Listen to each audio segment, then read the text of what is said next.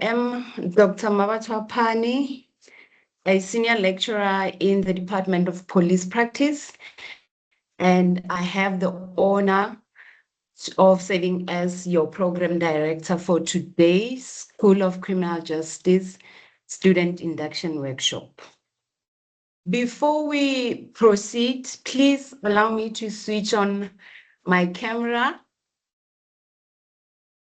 for a few seconds, just to verify that this is indeed me and not an AI directing the program.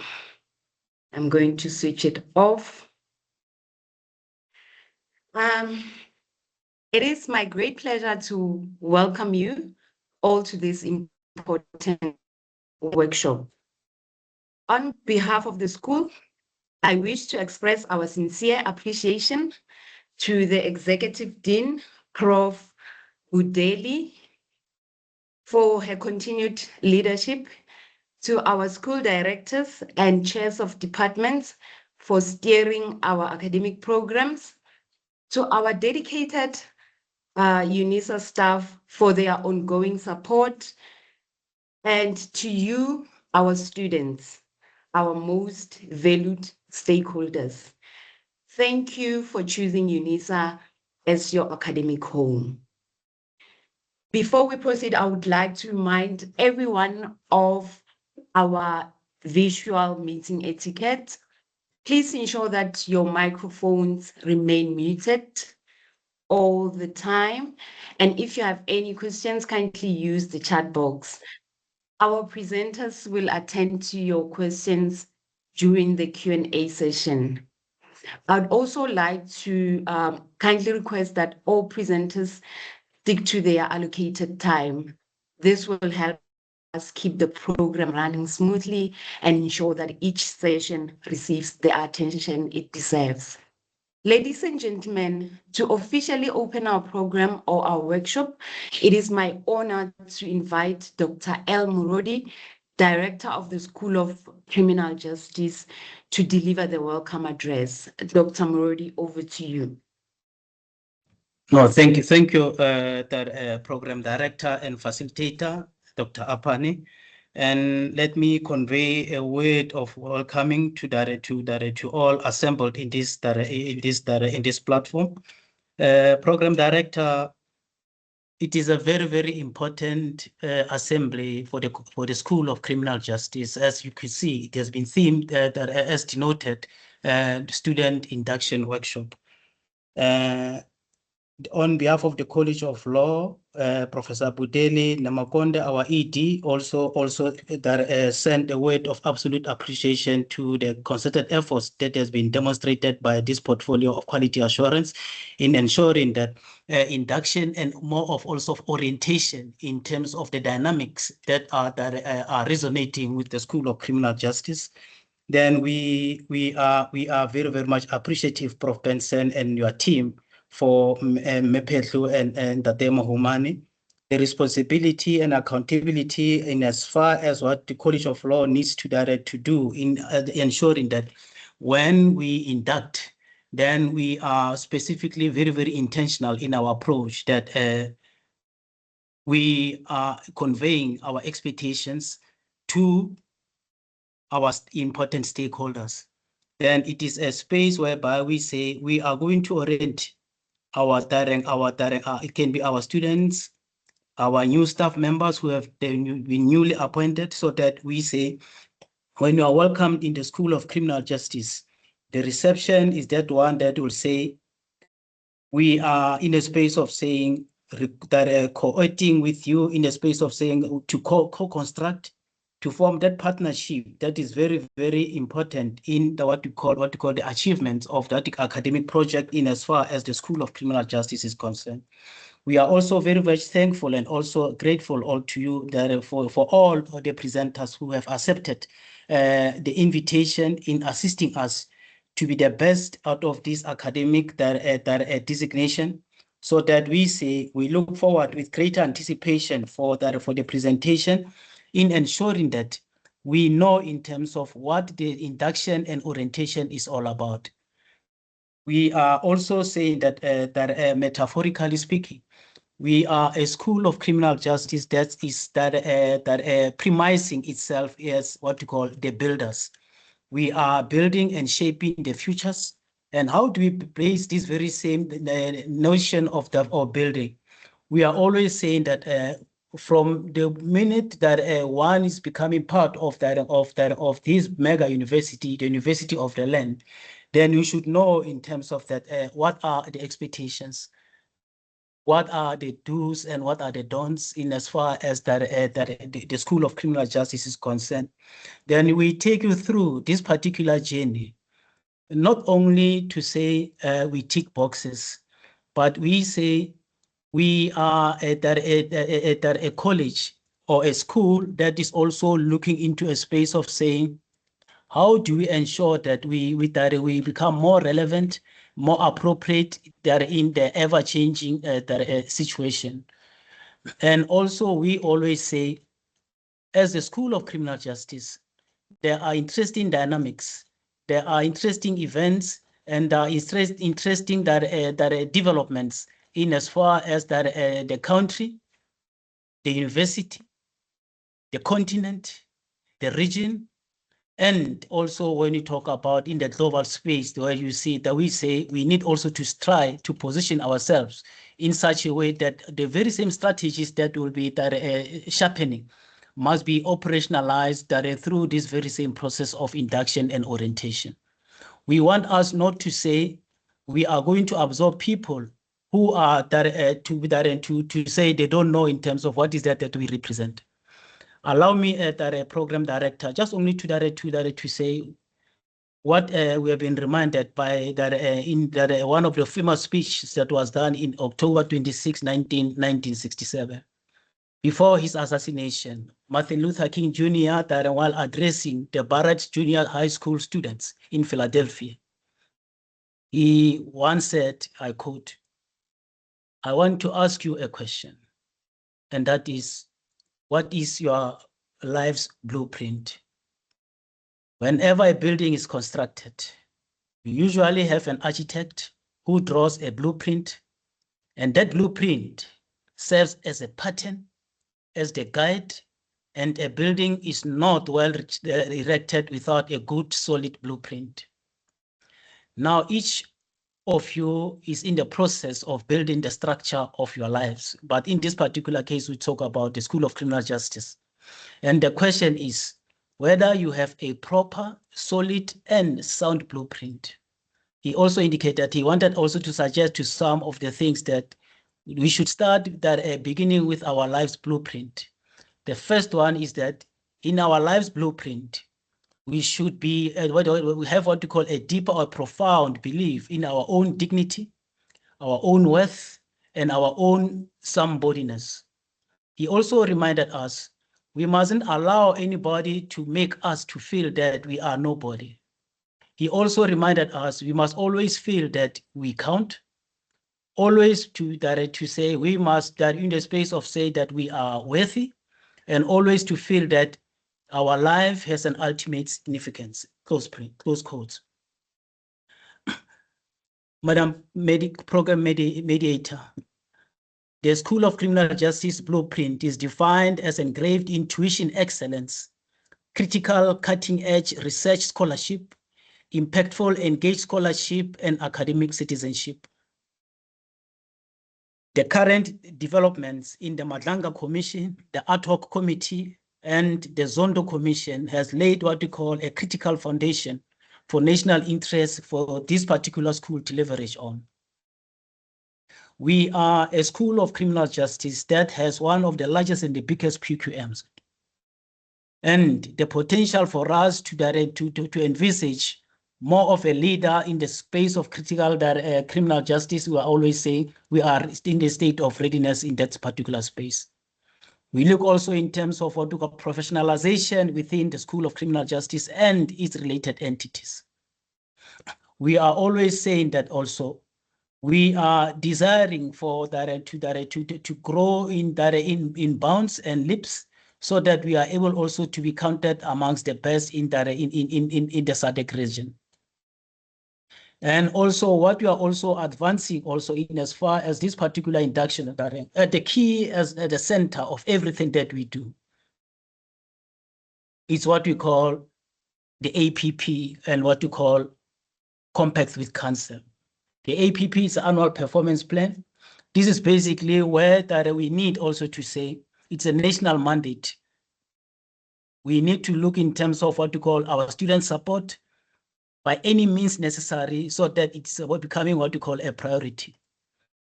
It's a mandate that is required so that we'll also look in terms of the departments that are within the space of the School of Criminal Justice to say, we need also to say, we need to support our students. We also need to say that student support and co-curricular activities are what we are going to leverage on, of which some of the colleagues are leveraging on. We are also a school that will always say our research output units also are also something that we need also to start contesting and occupying the relevant space. We are also saying that we need also to say, how do we ensure that we minimize level of risk that are identified within the School of Criminal Justice? Because through this induction and orientation space, we are able also to catapult or to say what are the risks that are potentially to harm our reputation. We are always saying also, we are a School of Criminal Justice that we say, as people who are being newly appointed, we are always saying we are striving for excellence. And your appointment to this particular School of Criminal Justice is something, it's not a fluke, but it's something that we always say, you are most welcome to be part of that. And to the presenters also, I'll try to be brief, and program director, Dr. Apane, is that we look forward with greater anticipation so that we should know in terms of this particular journey that we are embarking on as a team, collaboratively so, because it's not what you call a journey that will be undertaken in the solo space. But we always say we need each other. Allow me, program director, also to remind, it's always one of my my profound articulation in the space of saying we must consider ourselves as different colors. You might be a color that Morodi is not interested in, but for Morodi to complete a particular portrait or particular picture, your color, one way or the other, at a particular stage in this particular journey will be needed. Let's see each other as collaborators. Let's see each other as partners. Let's see each other as when we identify problems or weaknesses. Let's not use these very same weaknesses as something that we use to butcher each other, metaphorically speaking. We are a School of Criminal Justice that will say the curriculum must be very, very much relevant, and the academic appropriateness is something that we are on the lookout, because our curricula that do not align with the industry demand or needs or modern or workable practices, they pose a risk not only to student employability, but also to the very same academics who are offering these very same programs. We are always saying to the colleagues and say that the School of Criminal Justice is advancing one of what the areas that was never ventured before. It's called what you call the catalytic niche areas, whereby we have already invited a number of scholars and writers to be part of this very same assembly in assuring that we increase our PQM. We have what we call the Bachelor of Arts in Women's Studies, Bachelor of Arts in Criminal Justice and Women's Studies, which is now at an advanced stage where to be approved also by Department of Higher Education and Training.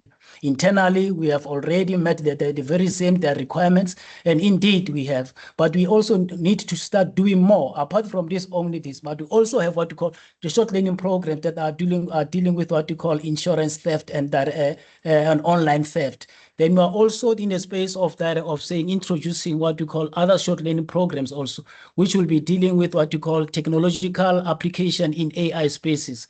We are also space of talking about the issues that are very topical or very contemporary, that extortionism, talking about what you call whatever mafianism that is experienced in the country, as I alluded in my prolution of the Madlanga Commission and the Auto Committee.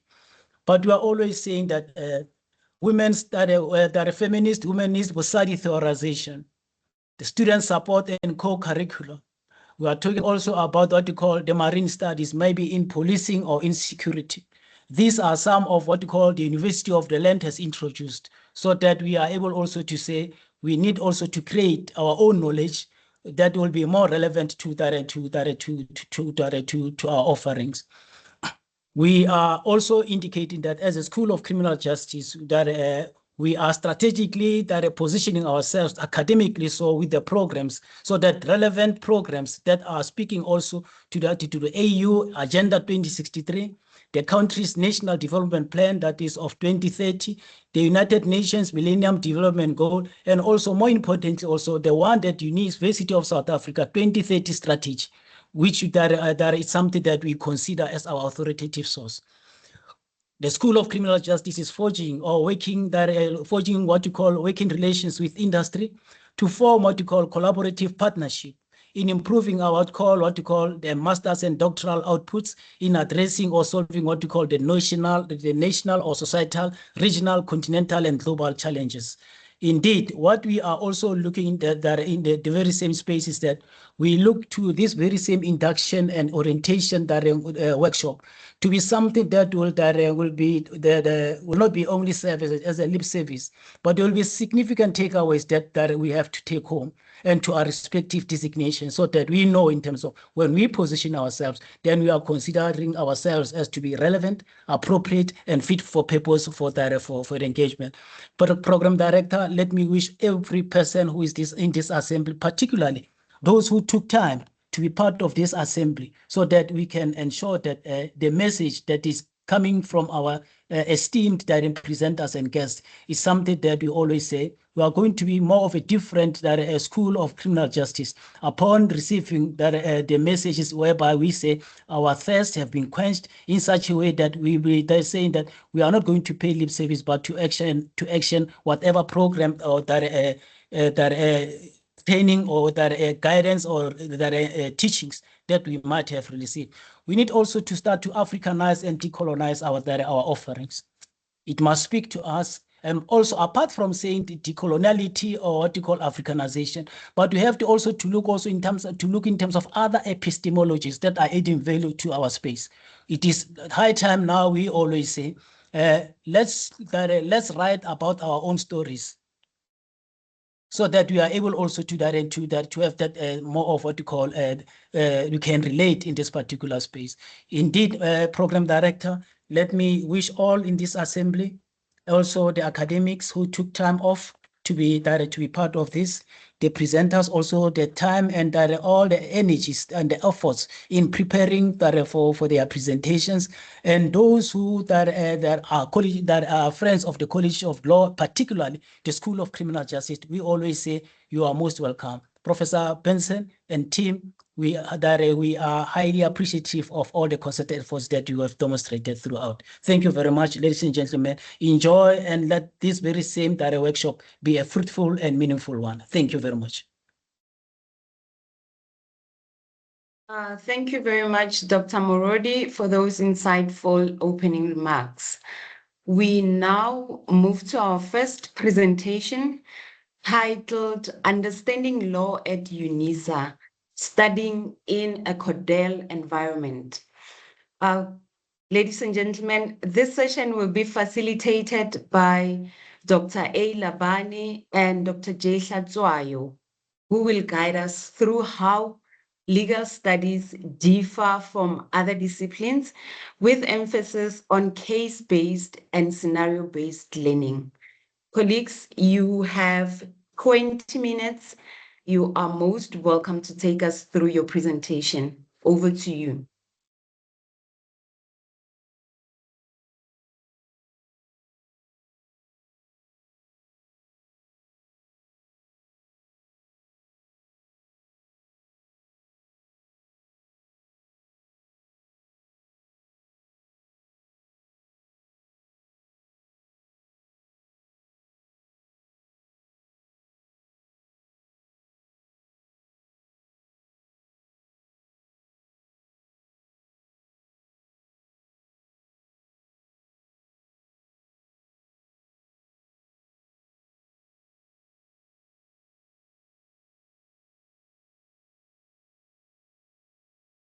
Dr. Labane, you can unmute yourself.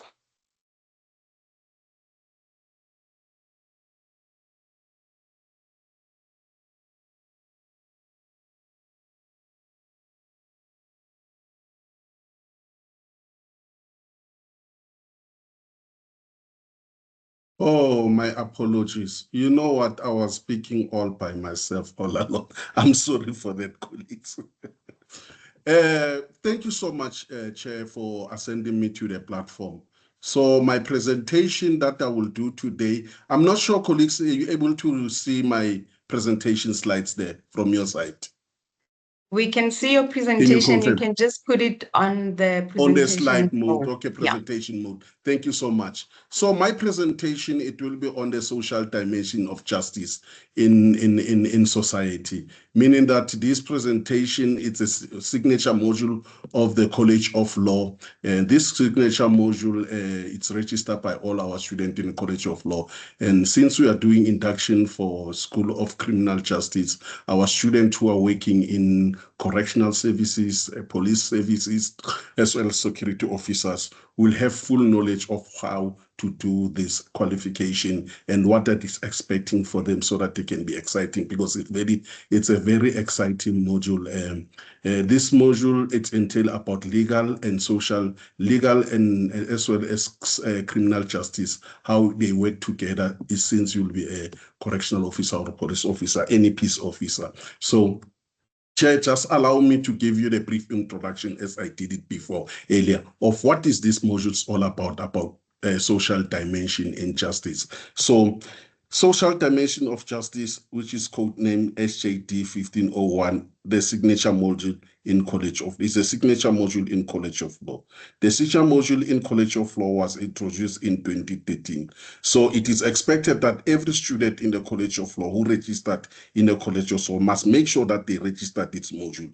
It's very compulsory for it. So this module, you are expected to register as a student and make sure that you pass this signature module. So the module, it's at National Qualification Framework of 5 with 12 credits, and it's also a semester module. It's not a year module, meaning that if you did this module this semester, no need to do it. If you pass, it's fine. Then you do other modules, only semester. The module focus on mentorship, interaction, critical thinking, communication, media fluency, while also attending to appreciation to the society value and establishing of social cohesion. Now, Chair, let me just give the student the purpose of this module. Why is it important for them to do this module? This module will introduce you to South African context in which you will be able to require to perform as a future legal and criminal justice functionary. The focus allow you to develop a basic understanding of what shape our legal system, the nature of South African law and criminal justice system, how the law apply and justice administration. So students should be able to also to develop awareness of how they learn as legal criminal justice functional. They can contribute toward building a safer, more justice society in conformity with South African Constitution. Now, here we are having this module consists of 6 learning units. You are expected to read or to study all 6 learning units, which is online. Everything there is put on a system online. There's no hard coding. And this module is a continuous assessment, meaning that there's no examination for this module. So the learning unit you can see as I've displayed. So what I'll do, I'll try to give you the brief summary of this learning unit so that students can understand what is it. Now, we start with learning unit 1. Now, learning unit 1, it's all about law and justice living together in harmony. In this learning unit, we will examine those individual differences, law and justice, how they influence and pursue justice. We'll also introduce you to the law and justice, explore the very important relationship between the two. So students will learn that everyone must adhere to the law and that the law and justice needs to work together to create a livable, peaceful, and harmonious society or community. You will also gain insight into how law and justice influence society. and how society in turn impact them. We'll also examine the relationship further. We will explore the following critical question. What is the law? Where do we find the law? What is justice? How do we achieve justice? And are law and justice the same? Those are the things that you should know and you should ask yourself about. Now, Learning Unit 2. The Learning Unit 2, it speaks of African way of being. That's a title of Learning Unit 2. We are going to explore how our constitution protects everyone and ensure that we are all equal before the law. We'll also examine Ubuntu, a concept that underpins our constitution. Additionally, we will learn about the importance of equal before the law. The reality, however, is that we are all different, and this difference often leads to conflict in our society. At this stage, we want you to reflect on your personal view of and understanding of the Constitution, considering the following question. What is the Constitution? What does the Constitution mean to you as a person? Have you ever read this document of the Constitution? Why do you think we have Constitution? How does Constitution help to create a fair and equal society? Now, Learning Unit 3. Now, in Learning Unit 3, the title of Learning Unit 3 is thus Different Problem, Different Procedures. We also introduce you to the law of criminal procedure and the law of civil procedure.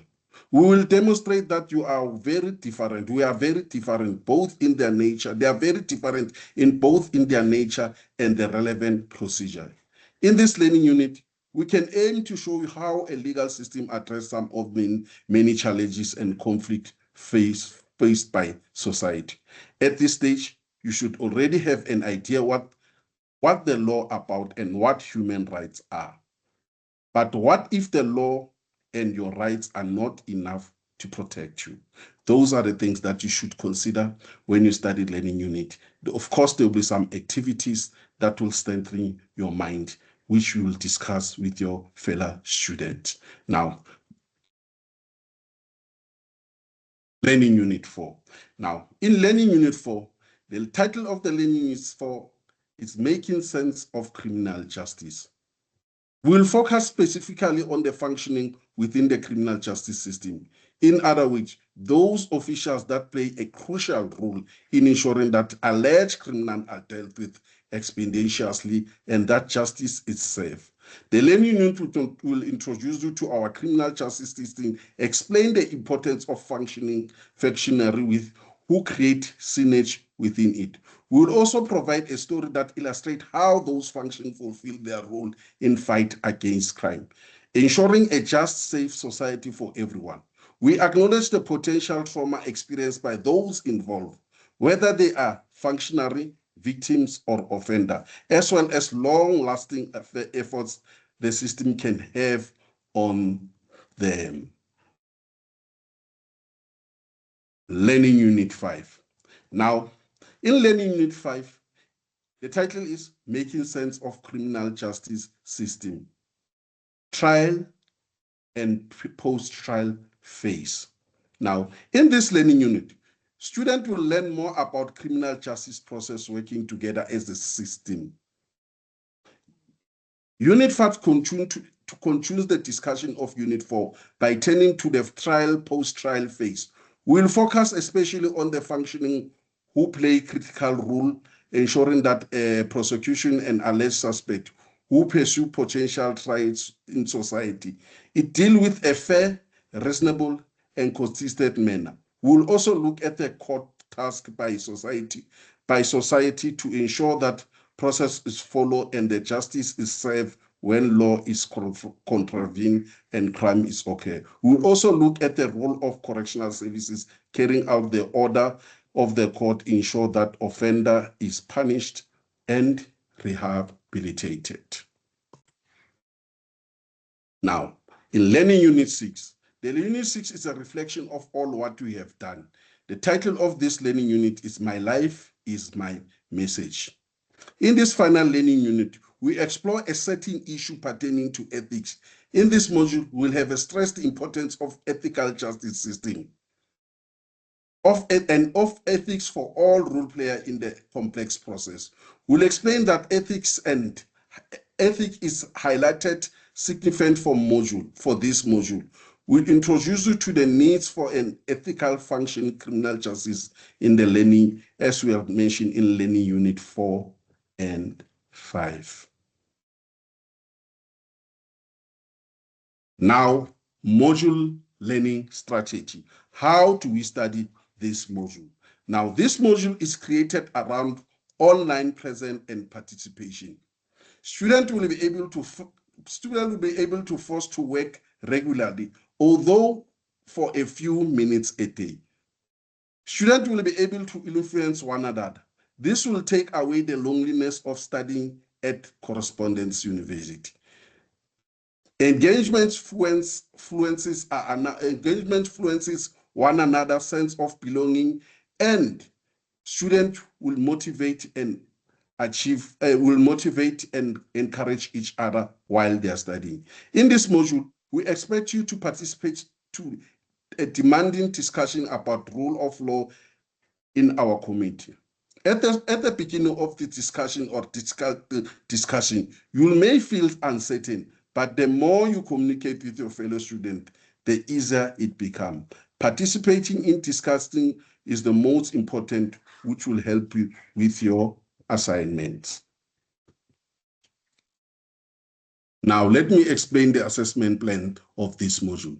The module will consist of 5 assignments, of which 4 assignments are mandatory, meaning that you need to submit 4 assignments. First 4 assignments. If you do first 4 assignments, you'll receive marks. But if you don't do any of one of these 4 assignments, you won't receive marks. Then the last assignment is compulsory. That serves as form, it comes as a form of portfolio, meaning that you are compelled to do that. It serves as part of examination, even though I've mentioned earlier that this module does not have examination. It's a continuous assessment, meaning that if you fail to do this last assignment, assignment 5, meaning that you'll be considered as being absent in examination. Now, for you to complete this module or to pass module, you are urged to make sure that you do all these 5 assignments so that you can pass the module. Now, in conclusion, Chair, I'm done. As a student in College of Law, School of Criminal Justice, we assume that you may be interested in pursuing a career in our justice system, or more specifically in our criminal justice system. We hope that this module will contribute you to understanding of the criminal justice process by examining the role of functionaries as mandatory by the respective institution, as supported by their specific code of conduct and work ethics. Thank you, Chair. My presentation is done. I hope at least I've respected the time. I was so conscious when it comes to time. Thanks, Chair. Thank you, Dr. Lavani. Yes, you just presented in under 15 minutes. Is it? Oh, that's good for me. Because I struggle with time, honestly. But however, I've tried to eliminate those slides that I believe that some of the colleagues, they might present on it. So I've decided to stick on what I believe it's very relevant for the module. Thank you, Chair. Thank you, Dr. Lavani, for that very valuable presentation. We now before we proceed, students, can you please don't forget to pose any of your questions in our chat box. We now turn to our next segment, one that is particularly important to our students, the curriculum roadmap for the School of Criminal Justice. Ladies and gentlemen, in this session, we will meet the chairs of departments who will introduce their academic units and study offerings. We will begin with Dr. Ngoveni, Chair of the Department of Criminology and Security Science, followed by Prof. Apu Mutapuli, Chair of the Department of Corrections Management, and lastly, Prof. S. Mabudusha, Chair of the Department of Police Practice. Colleagues, can I kindly request that you briefly show your faces before you continue with your presentations. Colleagues, each of you has 10 minutes for the presentation. Colleagues, the floor is yours.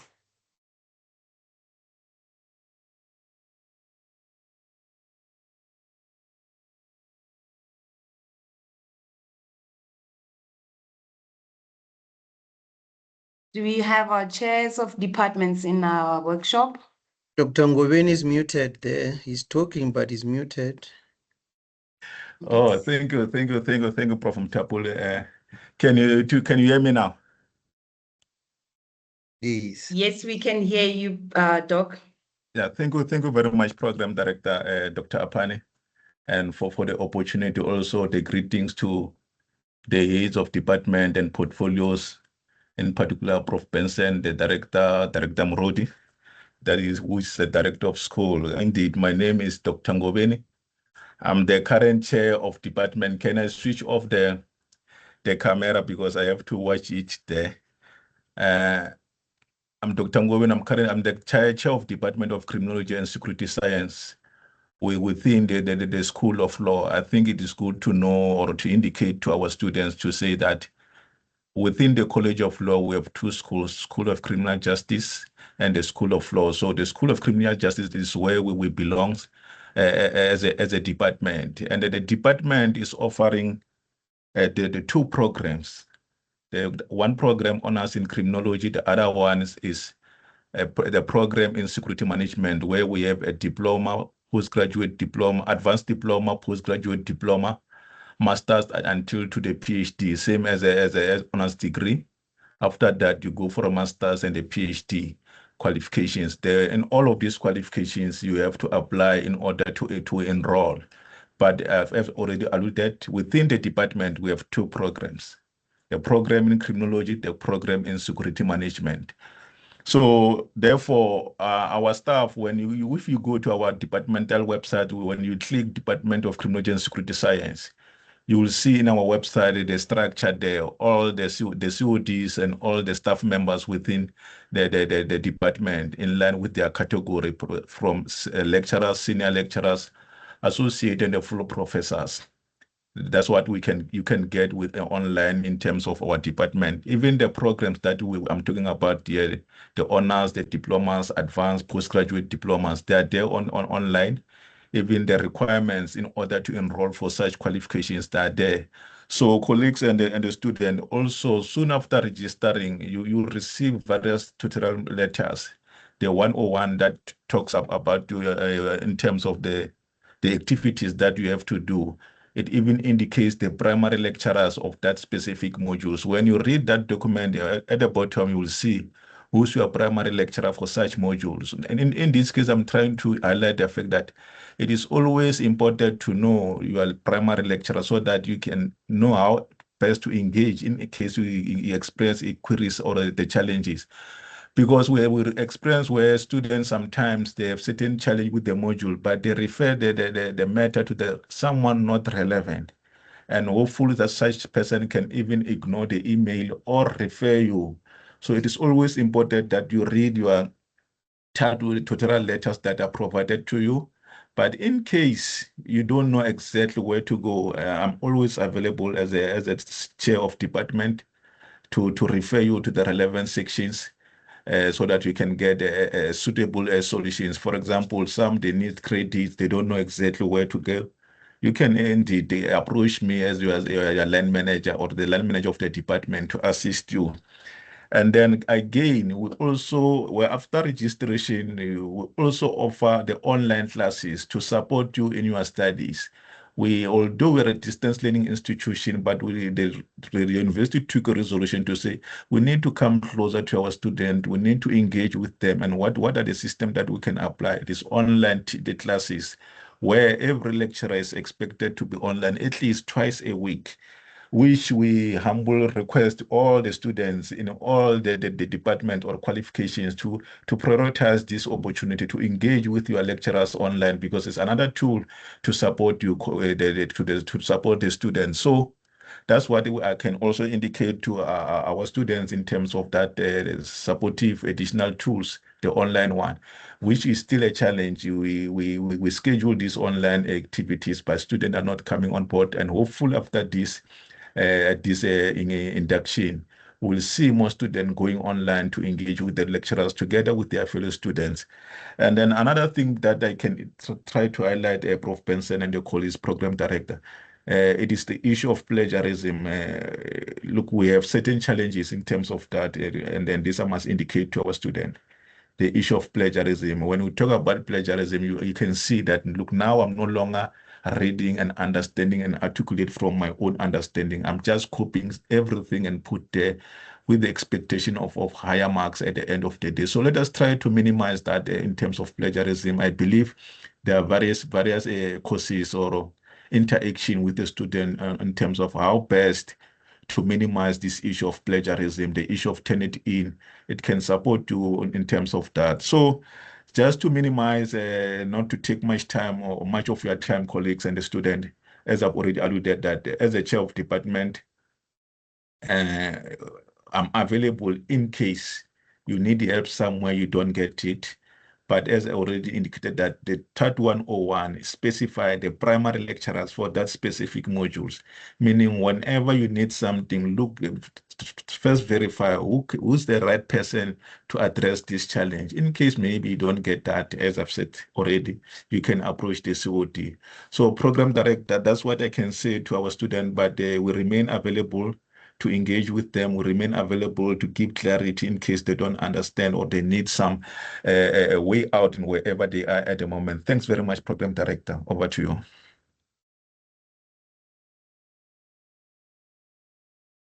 Thank you, Dr. Ngobeni. Ms. Prof. Mutapuli, you may proceed. Thank you very much, Madam Program Director, Dr. Apane. And let me also thank the Office of Professor Benson for arranging this all-important induction session for our students. And also let me welcome the students as well and the colleagues that are joining us this morning. Let me also share my camera just for a few seconds so that you know that this is not AI. You are indeed talking to a real person. As introduced, I am the current chair of the Department of Corrections Management. I have prepared a short presentation, but I think Dr. Ngobeni has also touched on some of the items that I want to touch on. The same as Dr. Murodi, our school director, because our vision is also his vision. So we share the same vision as the School of Criminal Justice. The Department of Corrections Management, which is housed in the School of Criminal Justice, offers the listed qualifications there.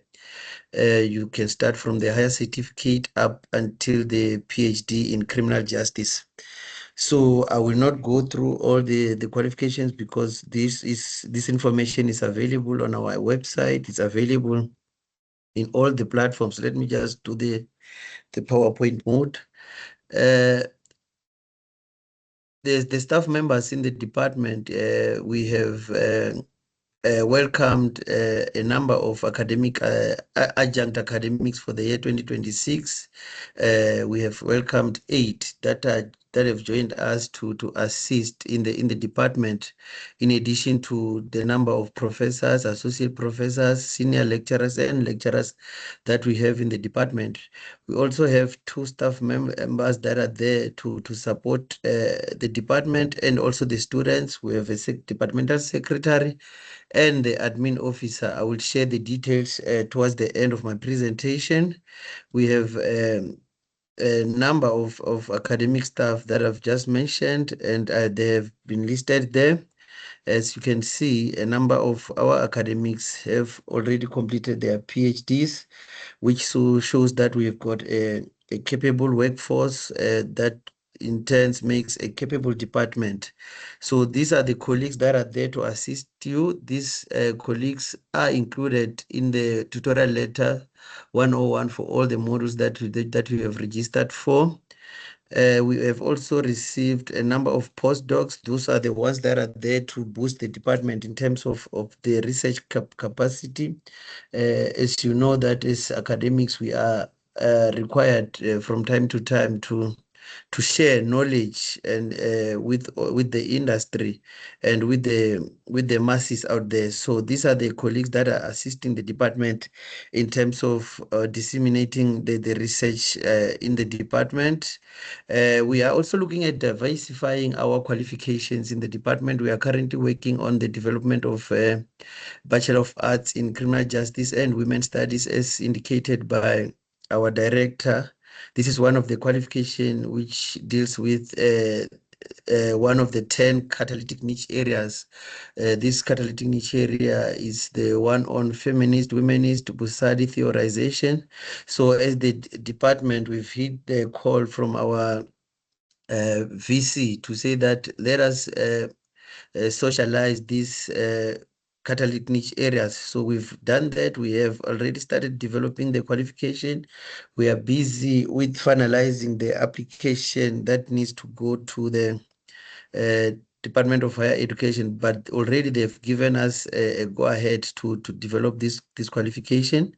So the colleagues are busy with that. In terms of partnerships and opportunities, we have an MOU with the Department of Correctional Services, which that's why you know that our department is also known as the Department of Corrections Management. So we have an MOU with the Department of Correctional Services.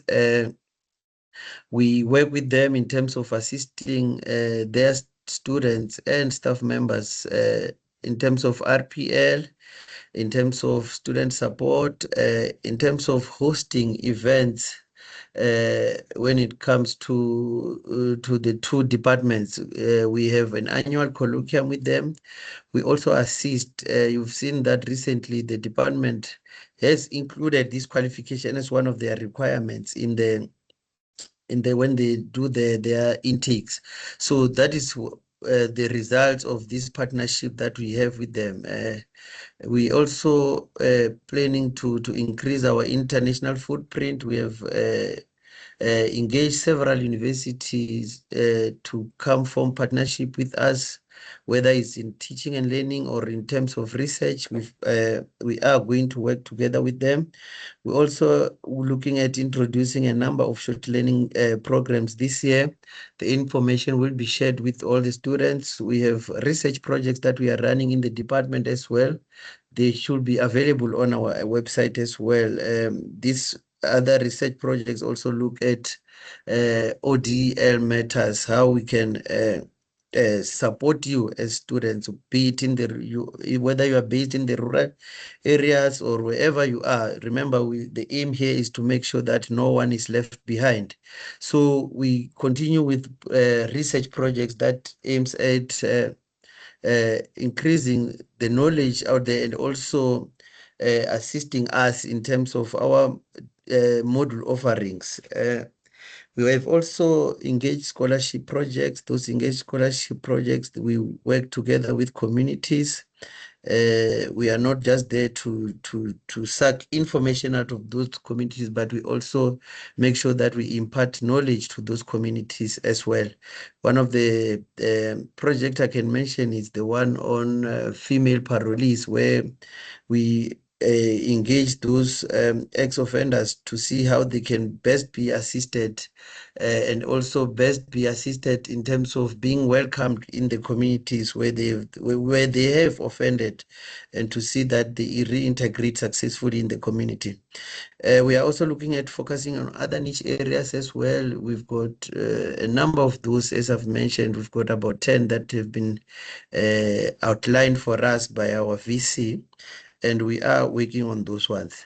So in terms of important contacts, those are the contacts there. You can contact our departmental secretaries for anything that has to do with the department, and for anything that, in case you are struggling to get hold of your academics, as I've indicated that the contact details are there on your tutorial letters. But if you're struggling, you can contact Ms. Ngobeni. She's very much capable to assist you. Our admin officer, Ms. Neo Masemene, she's there to assist, especially postgraduate students. So for any issue regarding your postgraduate studies, you can run to Ms. Masemene. She's very much capable of assisting you. So if all that fails, then you can come to me. I will be able to then assist you with whatever you need. So in a nutshell, program director and the program organizer, Professor Benson, that is what we are currently offering in the Department of Corrections Management. And we want to welcome the students in this year 2026, and we hope that we will continue to work together so that we make that your studies a success. We are aware that if we slack as a department, the students are the ones that suffers the most. So we want to make sure that everyone is supported, and we want to make sure that our students, by the time they leave here, they are ambassadors of this university. They are there to push brand UNISA, and the only way they can push brand UNISA is based on what they have experienced within the university.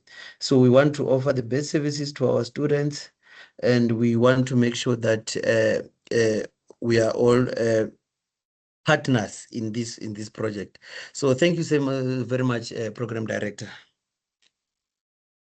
Thank you, Prof. Mutapuli. Now it's Prof. Mabudusha, Chair of the Department of Police Practice.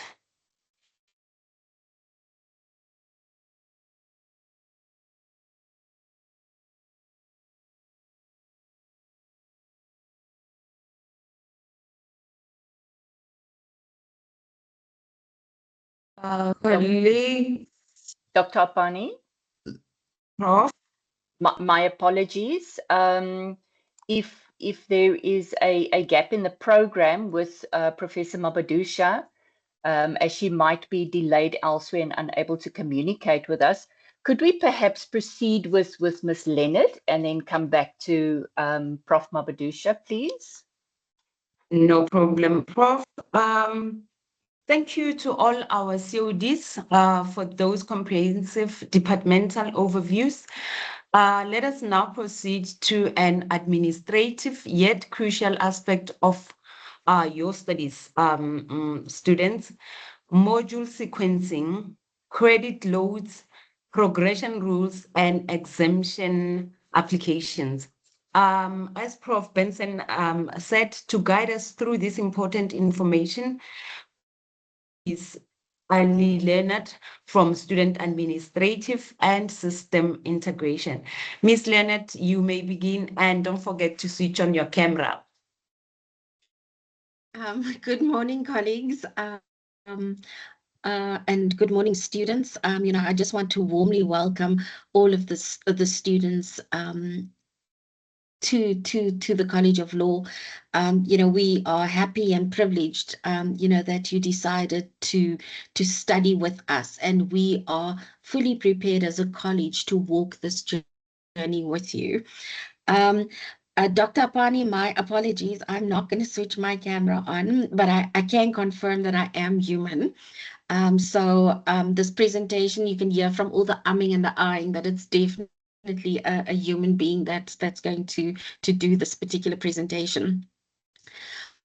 So students, just to start off, we privileged to have you as a student, but you are also joining a college that has a very illustrious reputation and history in the fields of law and criminal justice.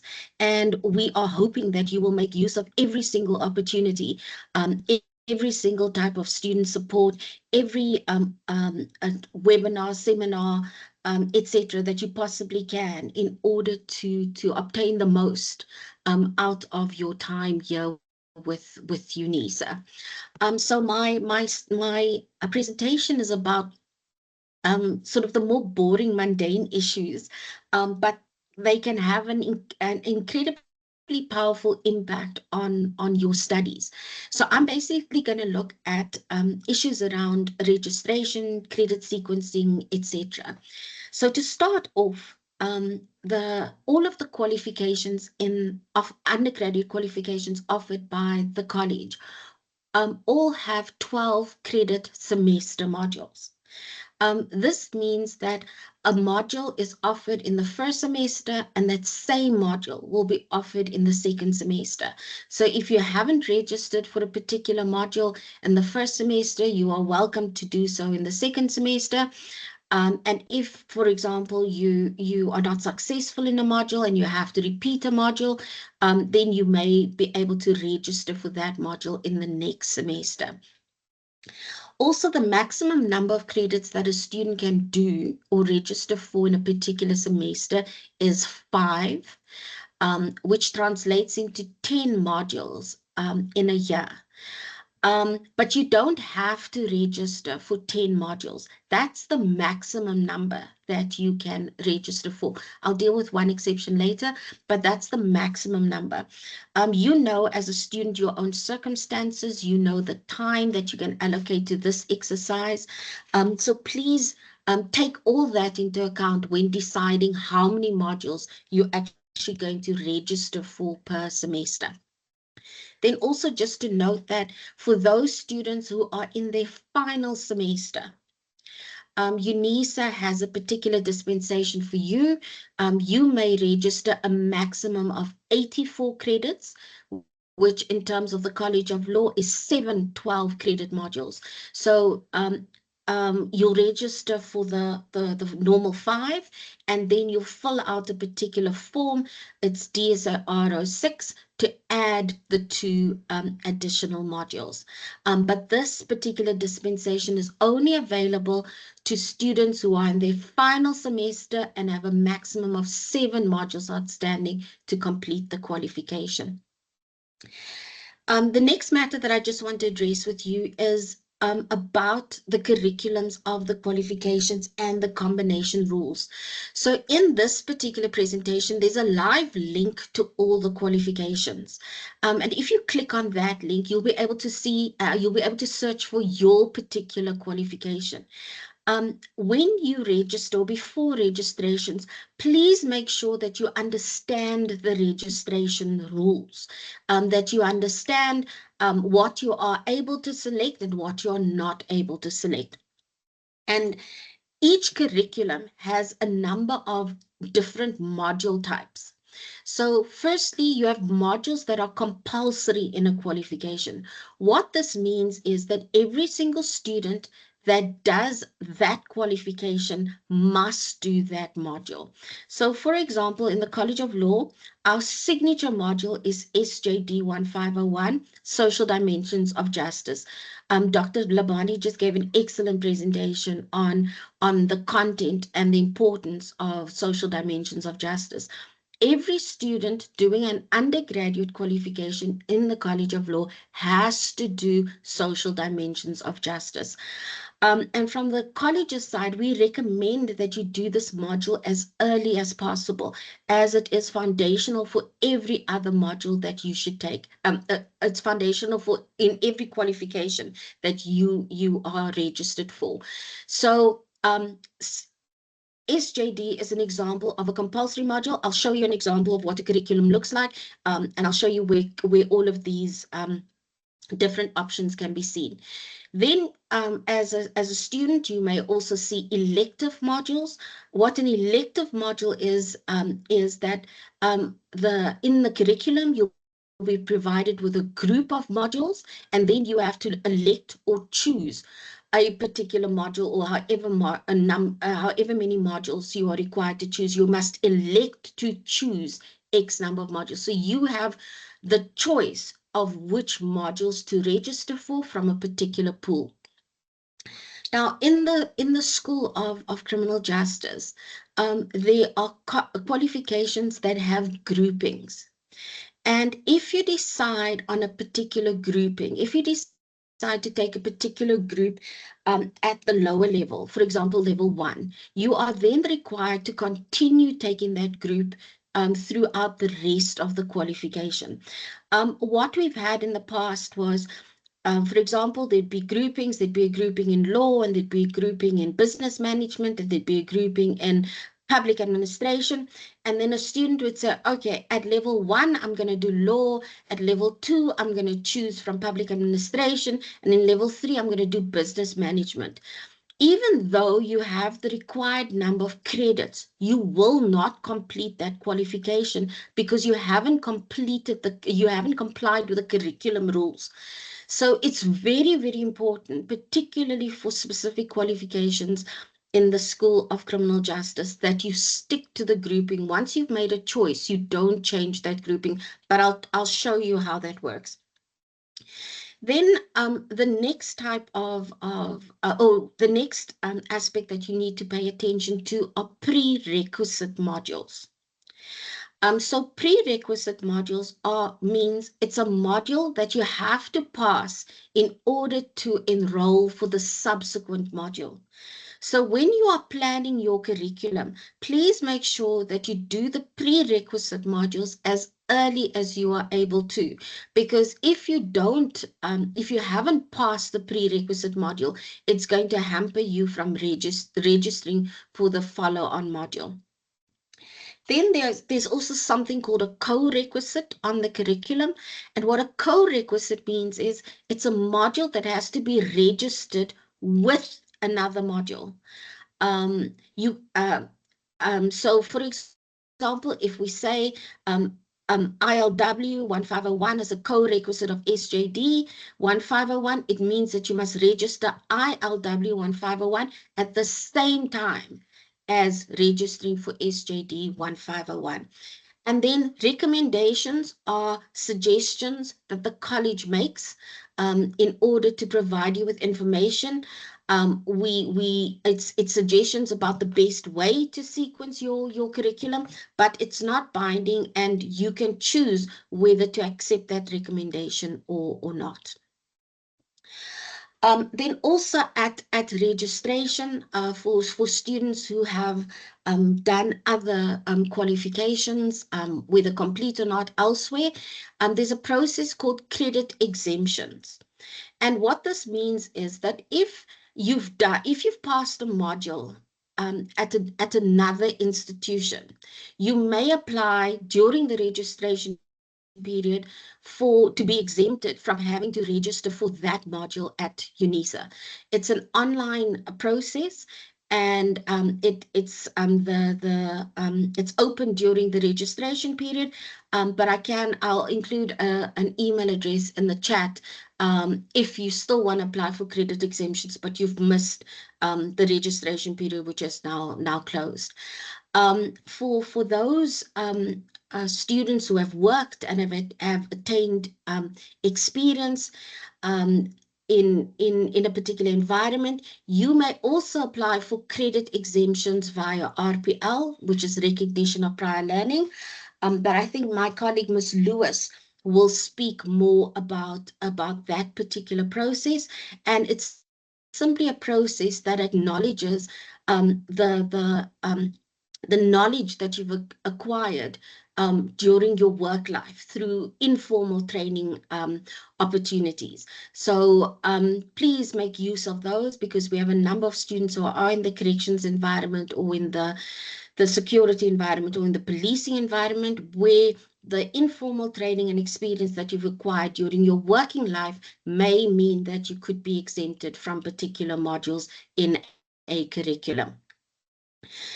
Then also just an important matter to note that not all modules in a curriculum are offered by the college itself or by the School of Criminal Justice. Some modules are offered outside the college. And if a module is offered outside the college, then the communication and the support needs to happen with that module leader in that college. Our college cannot assist you with modules that are offered outside our college. And then particularly for those students who are registered for a higher certificate now, and you want to then articulate to another qualification, remember there's no automatic transfer or admission to the next qualification. Every time you want to do a new qualification at UNISA, you have to apply for that qualification during the application period. And if you are then admitted to that new qualification, you may then register for that new qualification. And unfortunately, from the college's side, we are unable to assist you with any queries around admissions and registrations. The college doesn't have access to the systems used to admit students or to register students. So to get the quicker service, please contact the Directorate of Student Admissions and Registrations at jus@unisa.ac.za.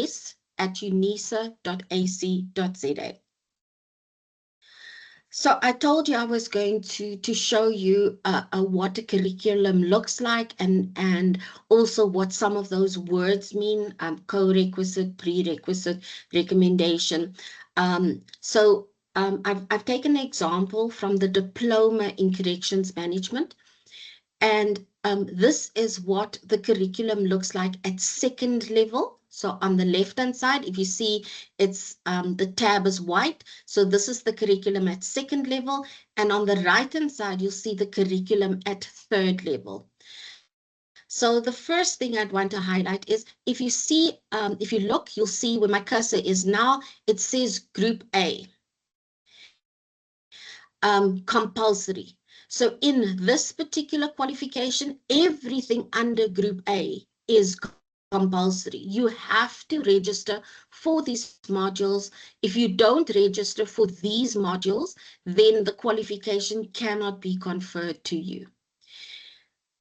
If you look at the first module, it says FUR 2601, and then it says fundamental rights on the left-hand side. On the right-hand side, it says prerequisite ILW 1501 and PLS 1502. What this means is that in order to register for FUR 2601, you must have passed ILW 1501 and PLS 1502. If you haven't passed either of these modules, the system is not going to allow you to register for FUR 2601. Then if you look lower down, you'll see PUB 1601. And then on the right-hand side, it says co-requisite PUB 1501. What this means is you can register PUB 1501 together with PUB 1601. You cannot, if you want to register for PUB 1601, you have to register for PUB 1501 at the same time. Otherwise, your registration won't go through. The next type that I want to just highlight to you is these recommendations. And if you look at the recommendation for PEN 2602, social dynamics in a correctional center, it says recommendation should follow on PEN 1501 and 2605. It says should follow on, right? These two modules. But even if you haven't done these two modules, you can still register for PEN 2602. Because the college is just giving you a recommendation, but you can choose whether to follow the recommendation or not. And then the most important matter that I actually want to discuss is this issue around groupings. So when we started, we looked at Group A and we said all of these modules in Group A are compulsory. But now when you look at Group B and Group C, Group B says public administration, and then the instruction is choose both modules from either Group B or Group C. So if, for example, you want to focus on public administration during your diploma in corrections management. Then you register for both modules, PUB 1601 and PUB 2602. You register for both of these modules.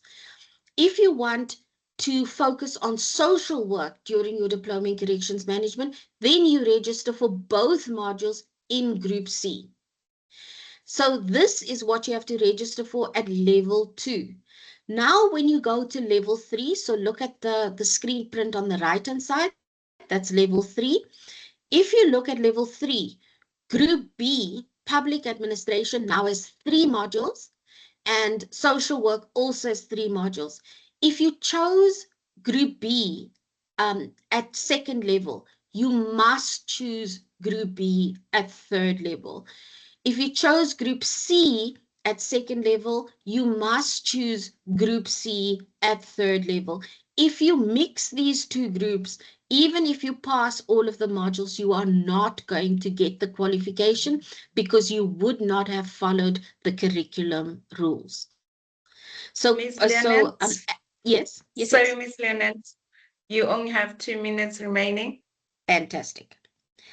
Okay, so then when we look at specific qualifications offered by the School of Criminal Justice, if you look at the department spoke about the different qualifications that they have. So it offers a higher certificate in criminal justice. This module has 10 modules that you have to complete, and the maximum time period to complete these 10 modules is 4 years. The higher certificate in criminal justice allows you to articulate to many other qualifications in the College of Law.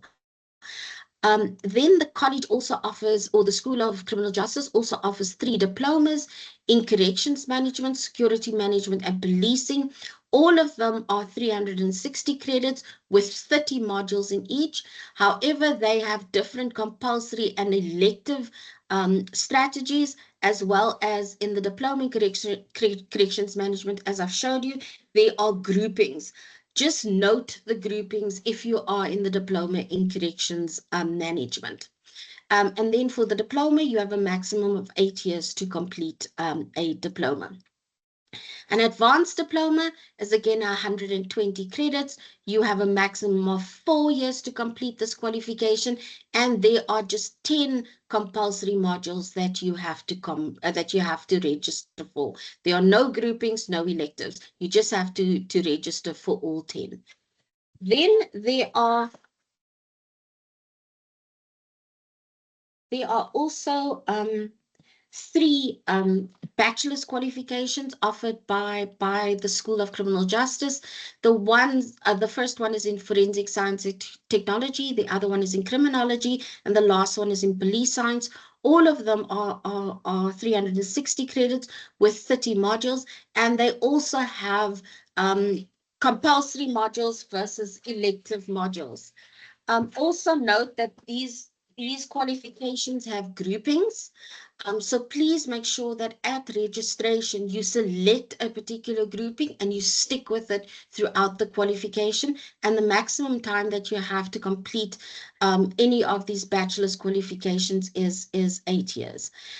Then also there's a number of postgraduate qualifications also offered by the School of Criminal Justice with their own time periods and their own requirements. The last thing I just want to speak to you about, if the chair will just indulge me, is just around dispute resolution. I mentioned it yesterday, but I just want to mention it again today.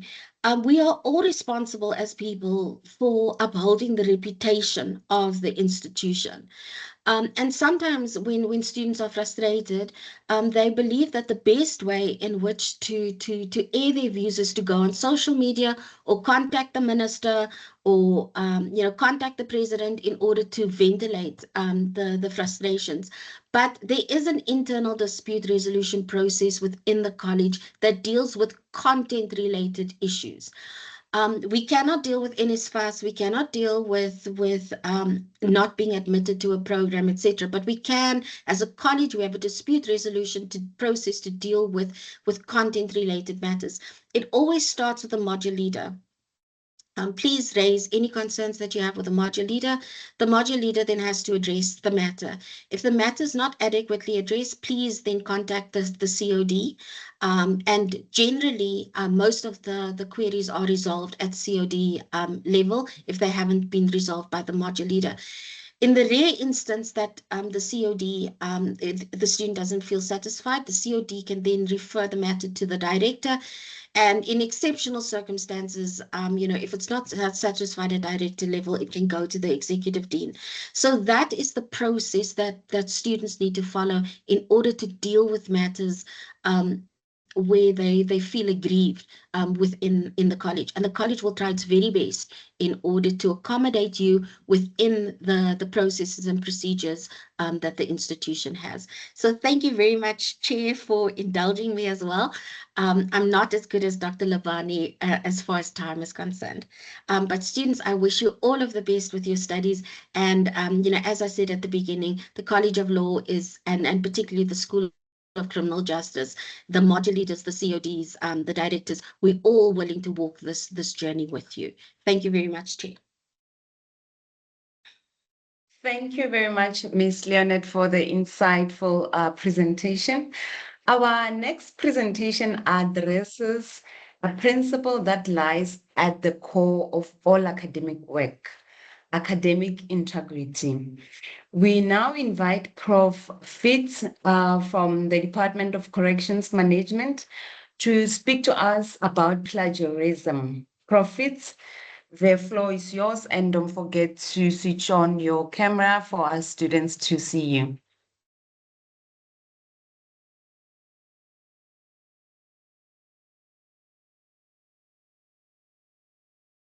Is Prof. Fitz in the meeting?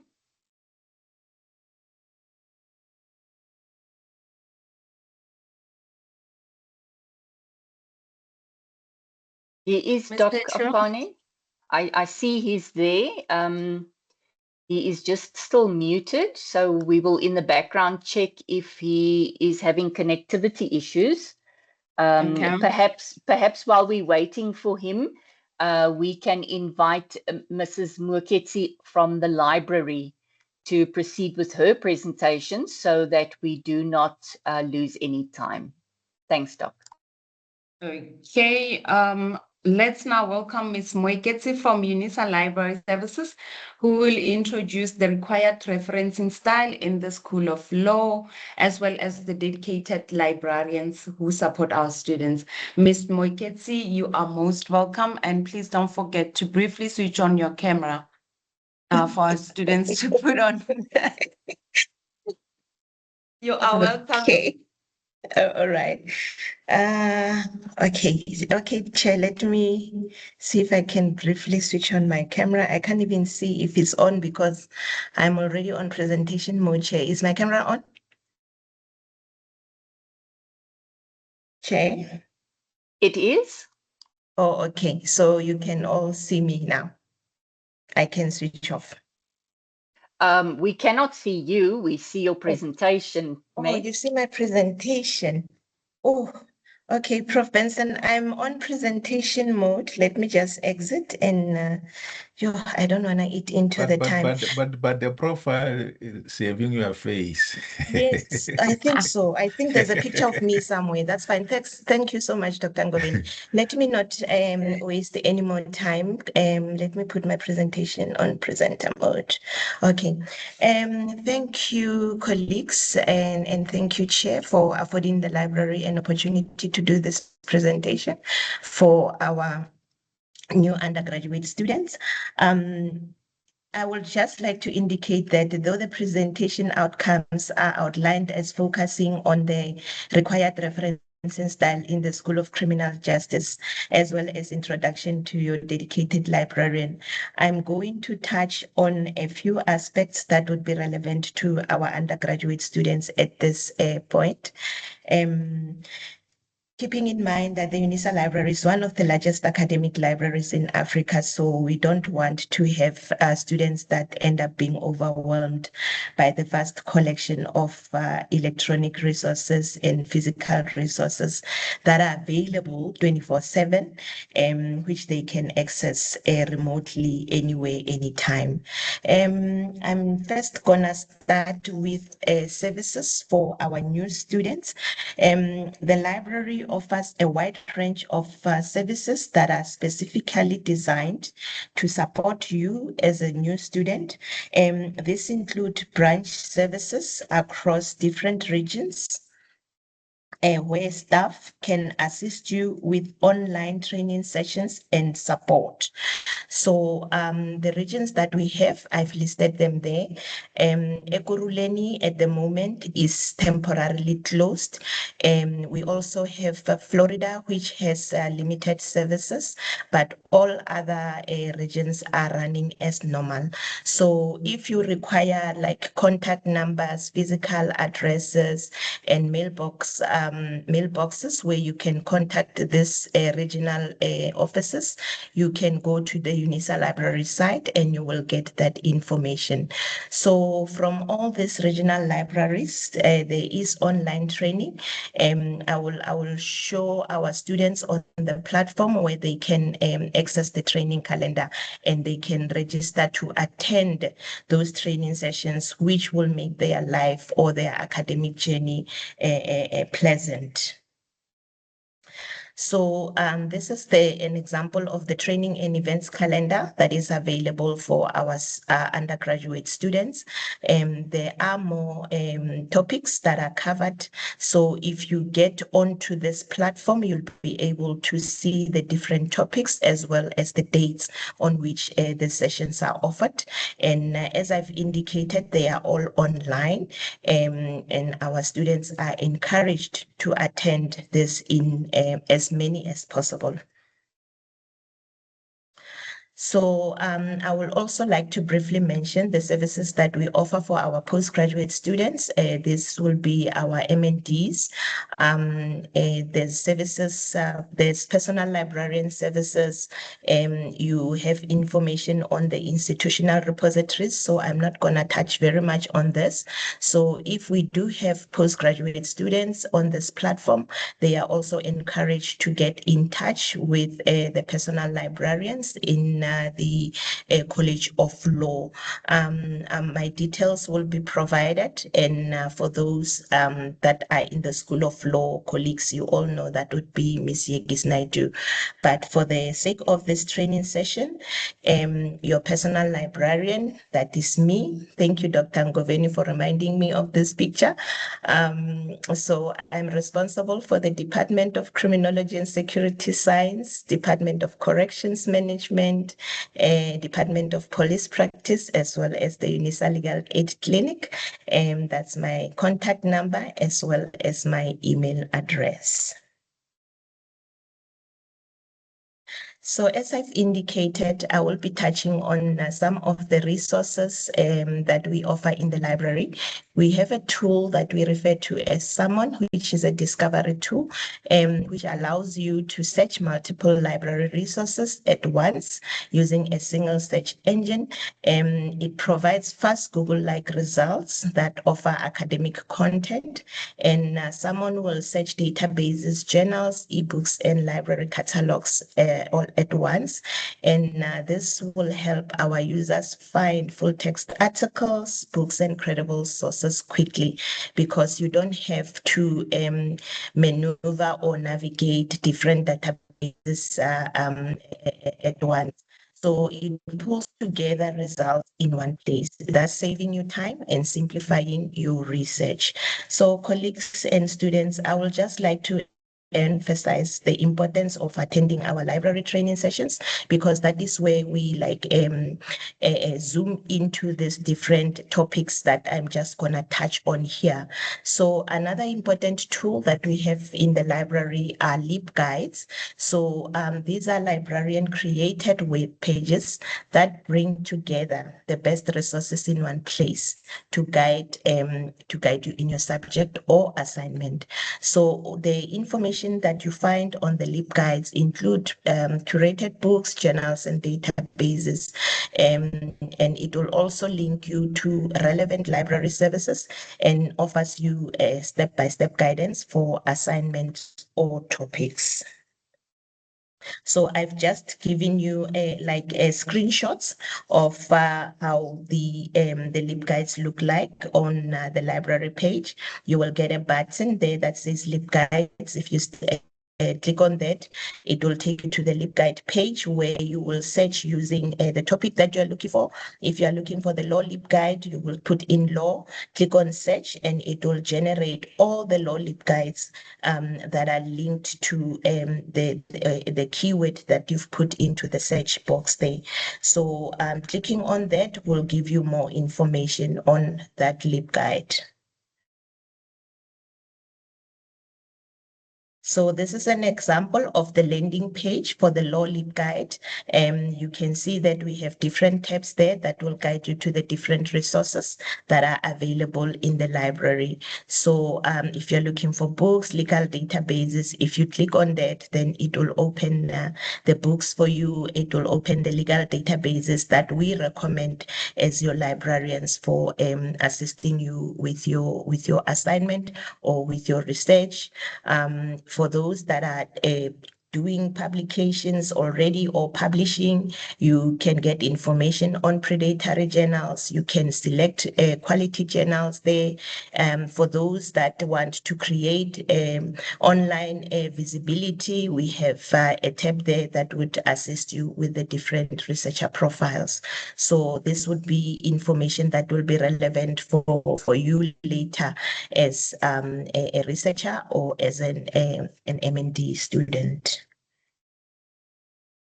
Further to this, we have a lot of databases in the library that provide access to a large number or to a huge vast number of information.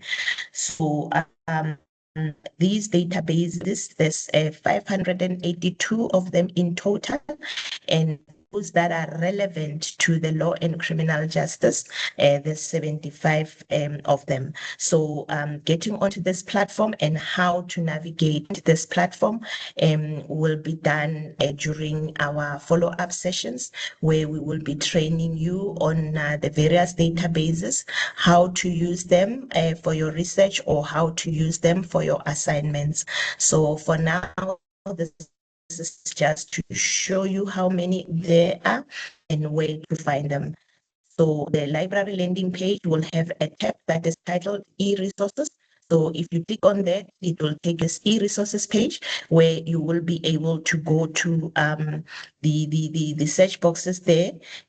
On the drop-down menu, click on law. There's also an option for criminology, and that will take you to only those databases that are relevant to the criminal to the School of Criminal Justice. So obviously the number will then have gone down from 75, but then you would be on a page where you can access databases that are relevant for the School of Criminal Justice. Okay, Chair, I'm just gonna try and move quickly because I don't know how many minutes I'm left with.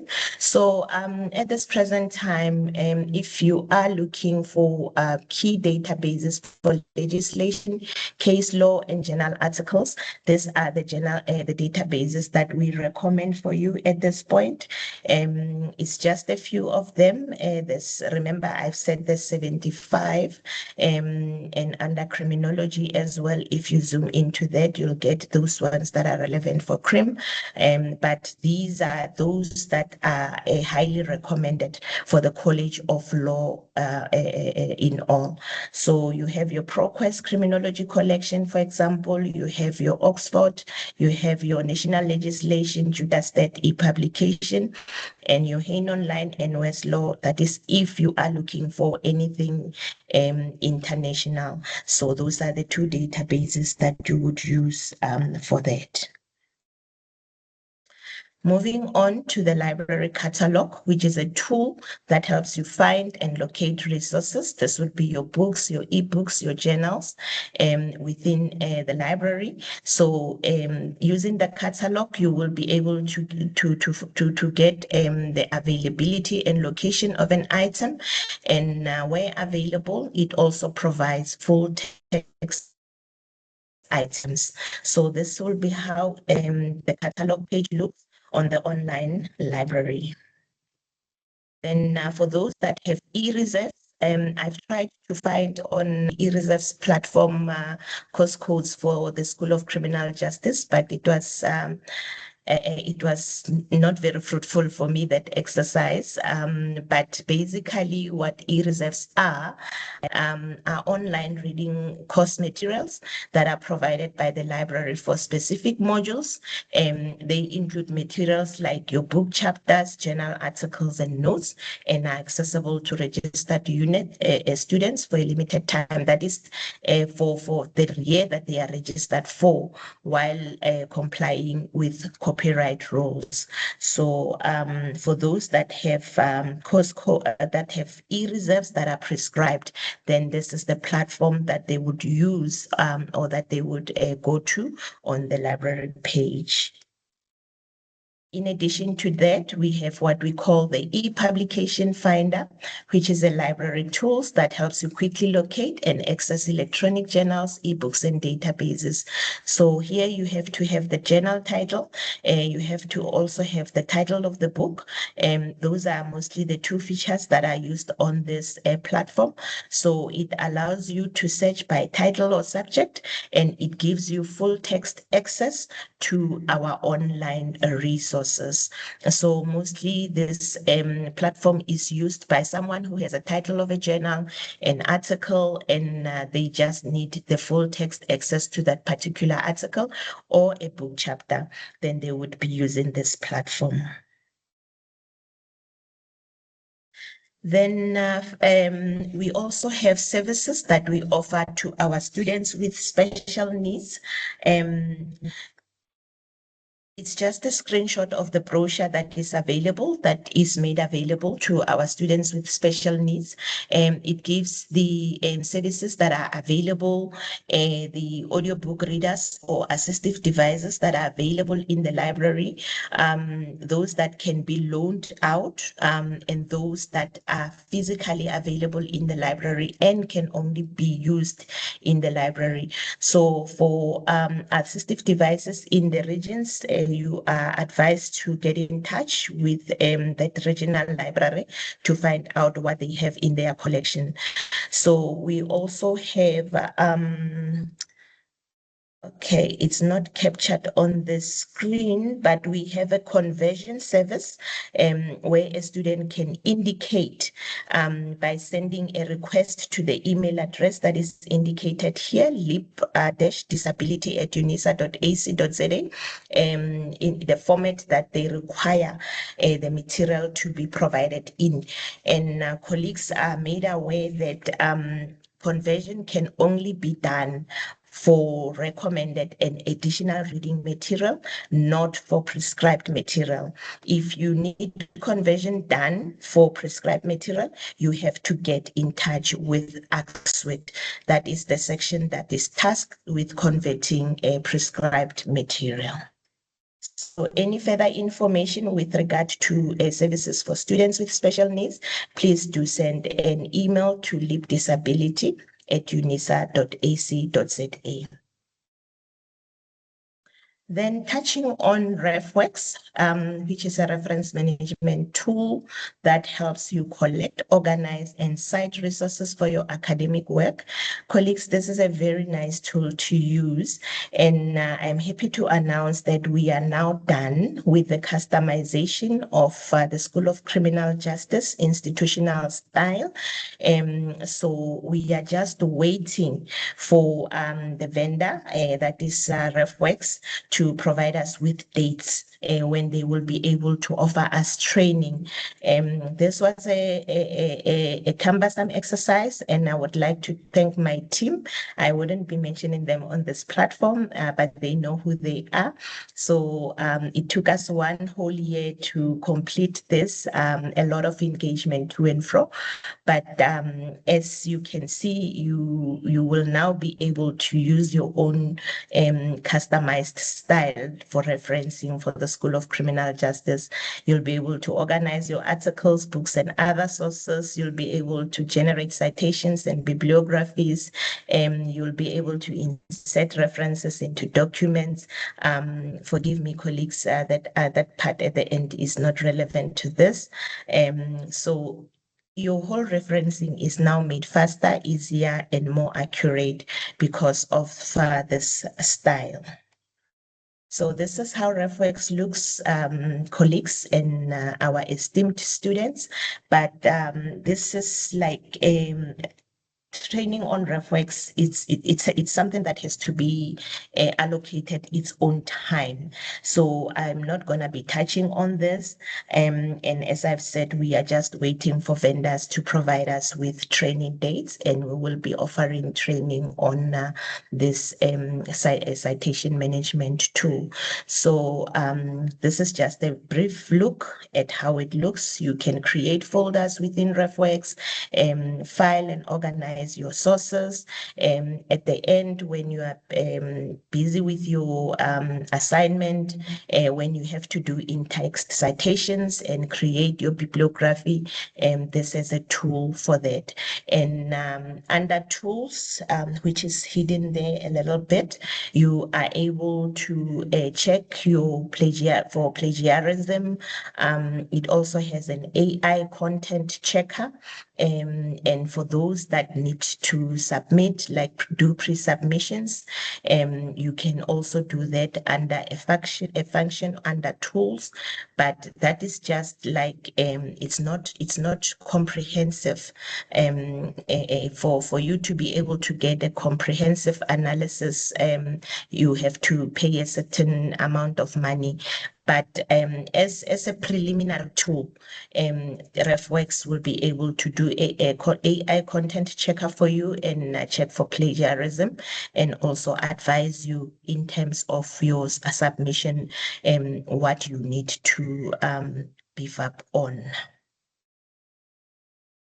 Okay, Chair, this is just a survey that we would need our students to complete in terms of this training session. So if they can just click on the link there and tell us how we did with the presentation. I know it's just touching on the surfaces, but for more training, students can get in touch with the library. Thank you, Chair, and that will be all from me. Thank you very much, Ms. Moeketsi, for that important and enlightening presentation. Ladies and gentlemen, there's been a slight change in our program. I'm now going to call upon Ms. Lewis. Yes, Ms. Lewis, to present on the RPL in the School of Criminal Justice. Ms. Lewis will guide us through the recognition of prior learning processes within the school and how students may benefit from them. Ms. Lewis, you are most welcome to take us through your presentation, and please don't forget to switch on your camera.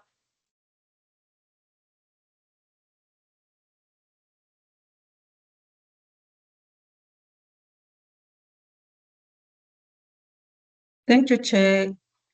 Can everyone see me? Yes, we can see you, Ms. Lewis. Okay. Thank you, Chair, and thank you, Professor Benson, for this workshop. Good morning to all the colleagues who are here and the students. My name is Muhle Lewis. I'm an RPL coordinator in the College of Law. I'm going to present about how RPL and its processes in the College of Law works. Thank you. Can I close the camera now? You may switch it off, Melos.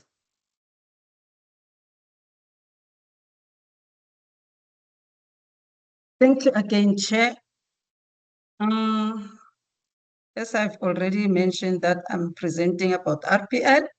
It's one of the programs that is offered in the college. RPL is the process where we recognize skills, competence, and knowledge that has been learned outside the educational and training system. It doesn't matter when, how the experience has been acquired. Every experience is valid and valuable. We've got two types of RPL, which is RPL for module credits and RPL for direct access. RPL for module credit is for those students who are already registered with us here at UNISA, and during their studies, you recognize that some of the modules that are in this curriculum are going hand in hand with what I'm doing at work. Then you are welcome to apply for module credit through those, for those modules using your working experience. And you can apply up until 50% of the curriculum, meaning if you are registered for a diploma in security or policing or corrections, which has 30 modules, you are liable to register to apply up until 15 modules. And this will assist you in frustrating to complete your qualification. Since the diploma, you can complete your diploma in 3, 4 years, 5 years. But if you acquire these credit modules through your experience, you can be able to complete your qualification in 2 or 3 years. And RPL for access, it's when we accept student who doesn't meet the admission requirement here at UNISA. Like if you do have a matric, but you do not meet our APS score, then you can use your RPL, your experience to come through RPL office. Or you don't have matric at all, we accept a candidate with grade 10 and 5 years working experience. Who can apply for module credit? As I've already explained, you need to be 23 years of age and older. You can apply up until 50% of the module of the curriculum, and you need to be a registered UNISA student for you to apply for module credit.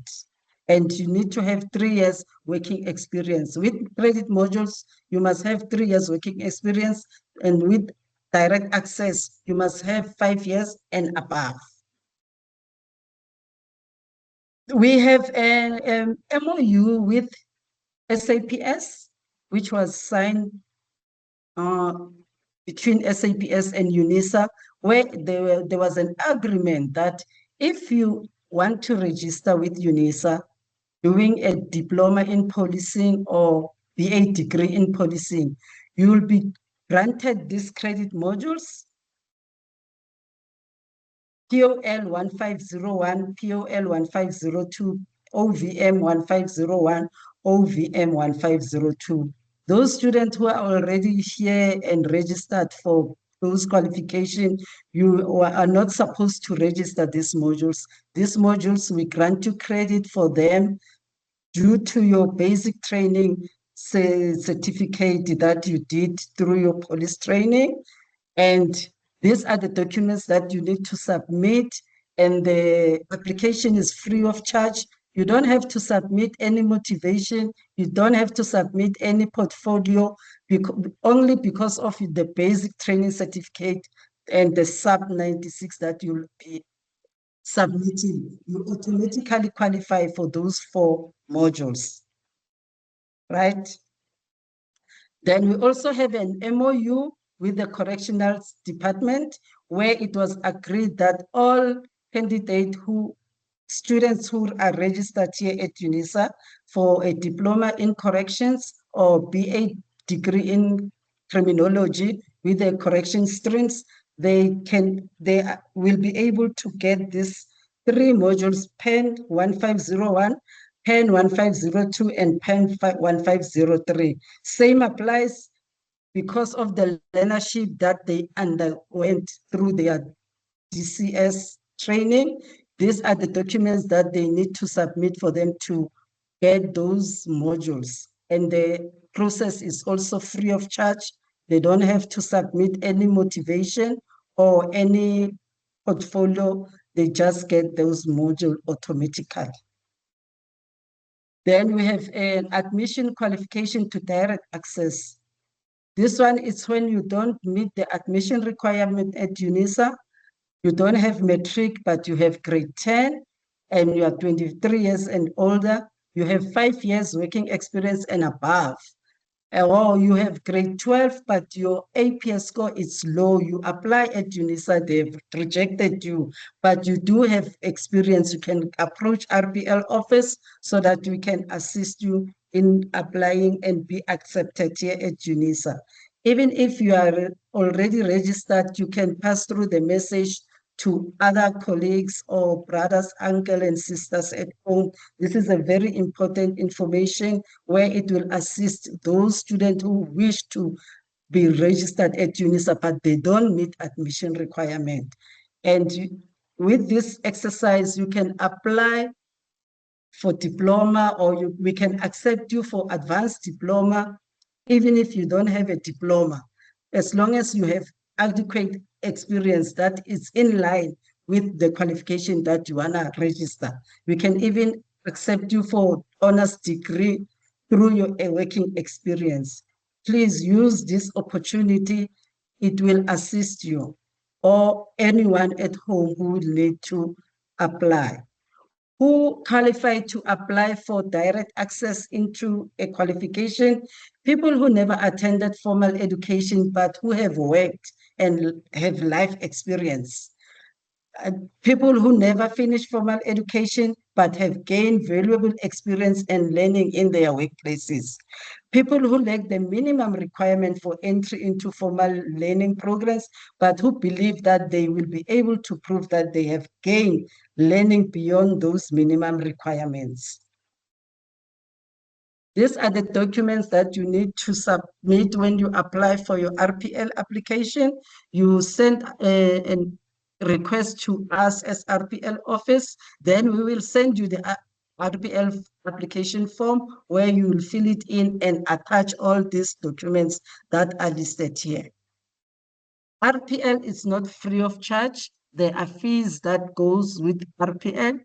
If you apply for module credit, you pay the admin fee of 220. This is an application fee for the whole application. It's not per module. Irrespective of how many modules you apply, you will pay 220. We don't charge per module, we charge per application. And if you don't qualify, you want to be assisted to gain access at UNISA for undergraduate qualifications, you have to pay 1,400. And for postgraduates, honors degrees, you pay 1,600. For master's qualification, it's 1,750. And the handling fee is non-refundable. If you apply for RPL, then you submit your application, we assess you, we decline you, you don't get your money back. These are our contact details. If you are interested in using the RPL, you can contact us. We are two in the RPL office, myself, and we've got Ms. Lindiwe Patricia Ngobo as an RPL administrator, and this is our telephone numbers and our email address. And word of the day, experience is the best teacher. Thank you. Thank you, Mary Louise, for your insightful presentation. Ladies and gentlemen, can we now go back to Profits? Is Profits in our meeting? Yes, I am. Oh, thank you, Profits. Can you please take us through your presentation regarding plagiarism with examples specific to the School of Criminal Justice? The session is yours, Prof. Thank you very much. Good morning, Chair. Special welcome to our students. My apologies for not having a presentation. I'm not going to do a presentation, but I will only talk in general about academic integrity. First of all, it's important that we understand what is academic integrity. And I just want to briefly state what is in our policy. This policy is available to all the students. It must be on your learning management site, your LMS, and you need to be able to exit. I'm cautioning you to go through it, understand what it is. I'm going to touch on a few issues, but I want you to really go read through the document and understand what it is, because the consequences of not adhering to this policy can be very harsh on you as a student. Now, academic integrity can be defined as a meaningful and concerted effort to ensure concern for human dignity, honesty, trust, fairness, truthfulness, accuracy, respect, and responsibility in teaching, research, and community engagement. Now, as you can hear here, that I'm talking at 3 different levels where we ensure academic integrity is adhered to. The first one was teaching, where we deal with assignments and exams, where you need to prepare yourself. And then we have research and community engagement, where we focus more on how you conduct your research and everything. But I'm just going to touch briefly on methods of academic integrity transgressions, and I'm going to explain to you what it is. The implications for violating these transgressions is very harsh. The university can suspend your studies for up to 5 years. So for 5 years, you will not be able to come back and come study, finish your studies. And you will not be able to go to any other institution if they find out that you was guilty of academic integrity. Now, academic integrity transgressions refer to conduct or omission in any teaching and learning, community engagement, or research endeavor that violates the values associated with the academic integrity and includes any act that is designed to give an unfair or undeserved academic advantage. Now, when I'm talking academic advantage, where you are not competing at the same as the other students, which means if you have a certain advantage above all the other students that sit with you and do the same assessment of exam.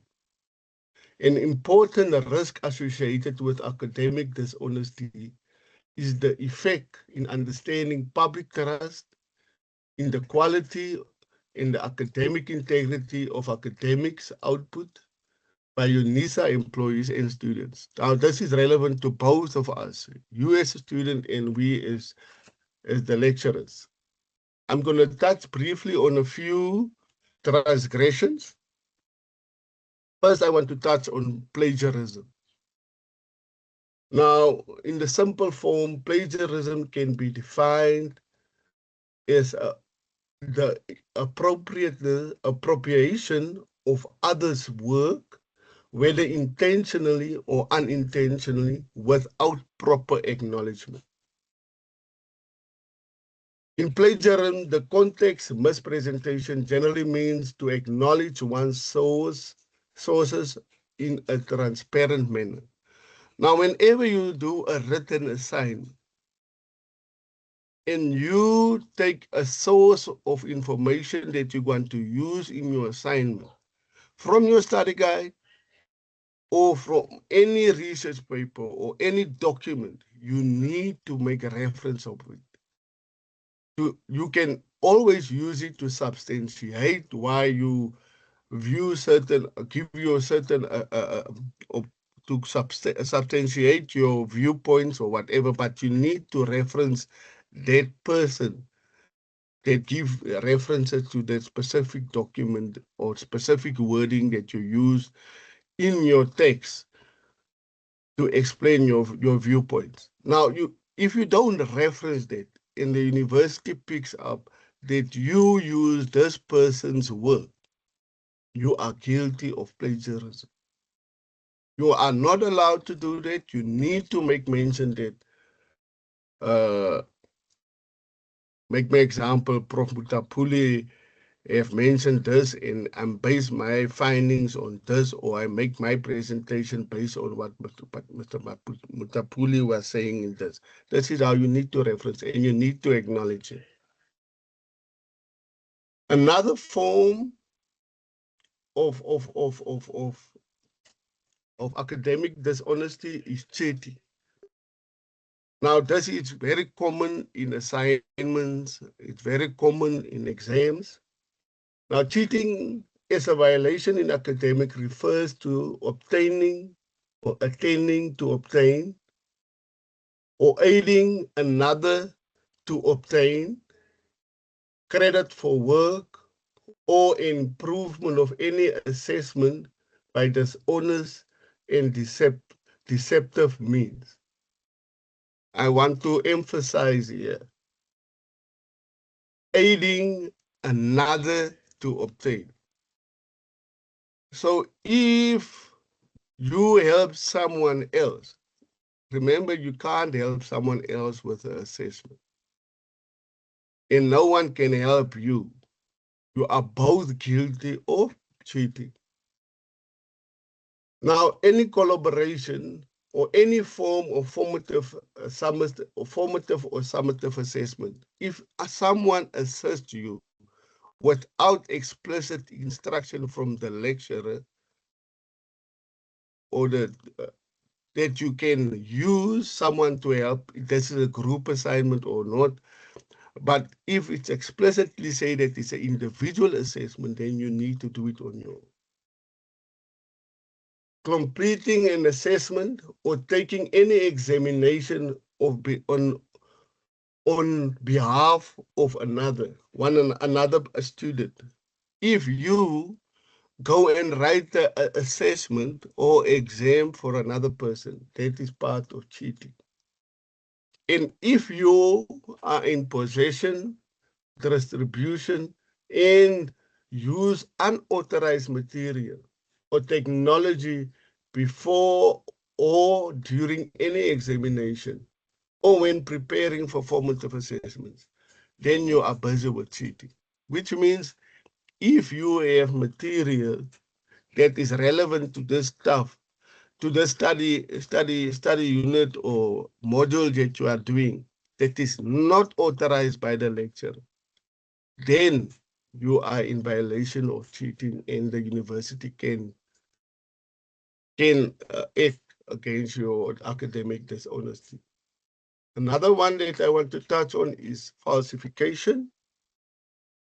Falsification refers to the intentional misrepresentation or alteration of any information sources, results, data, process, material, or citation in the process of cheating an academic output.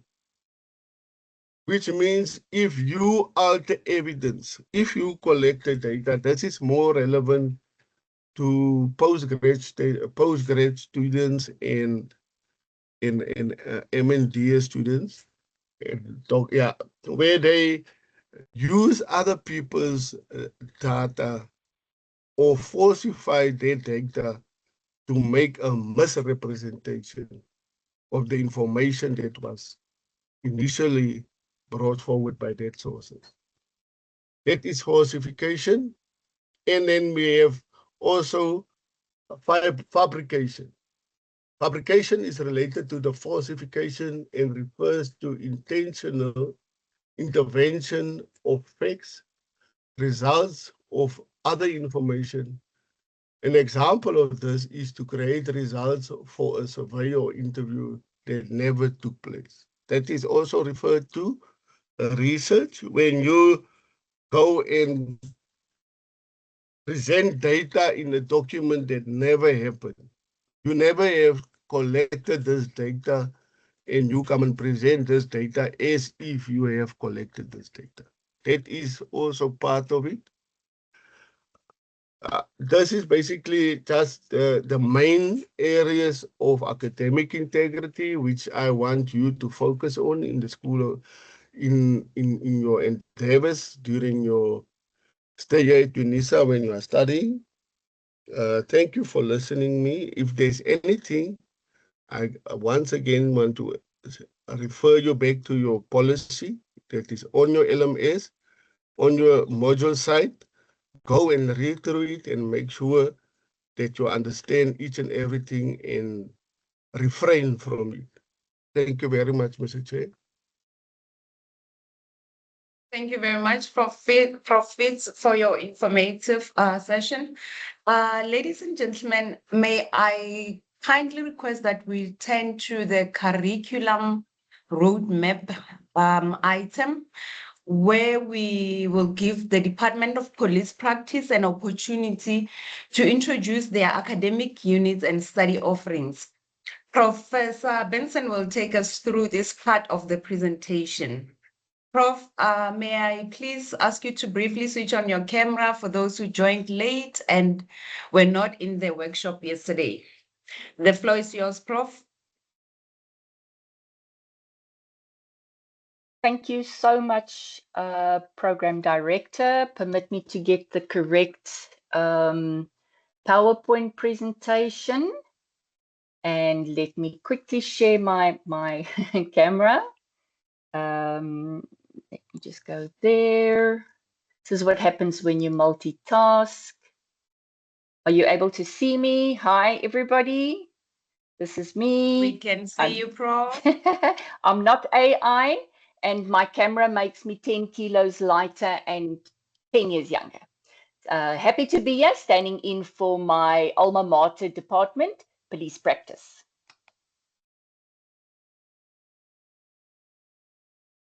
Alrighty, let me just get to the PowerPoint presentation and then get it onto presentation mode.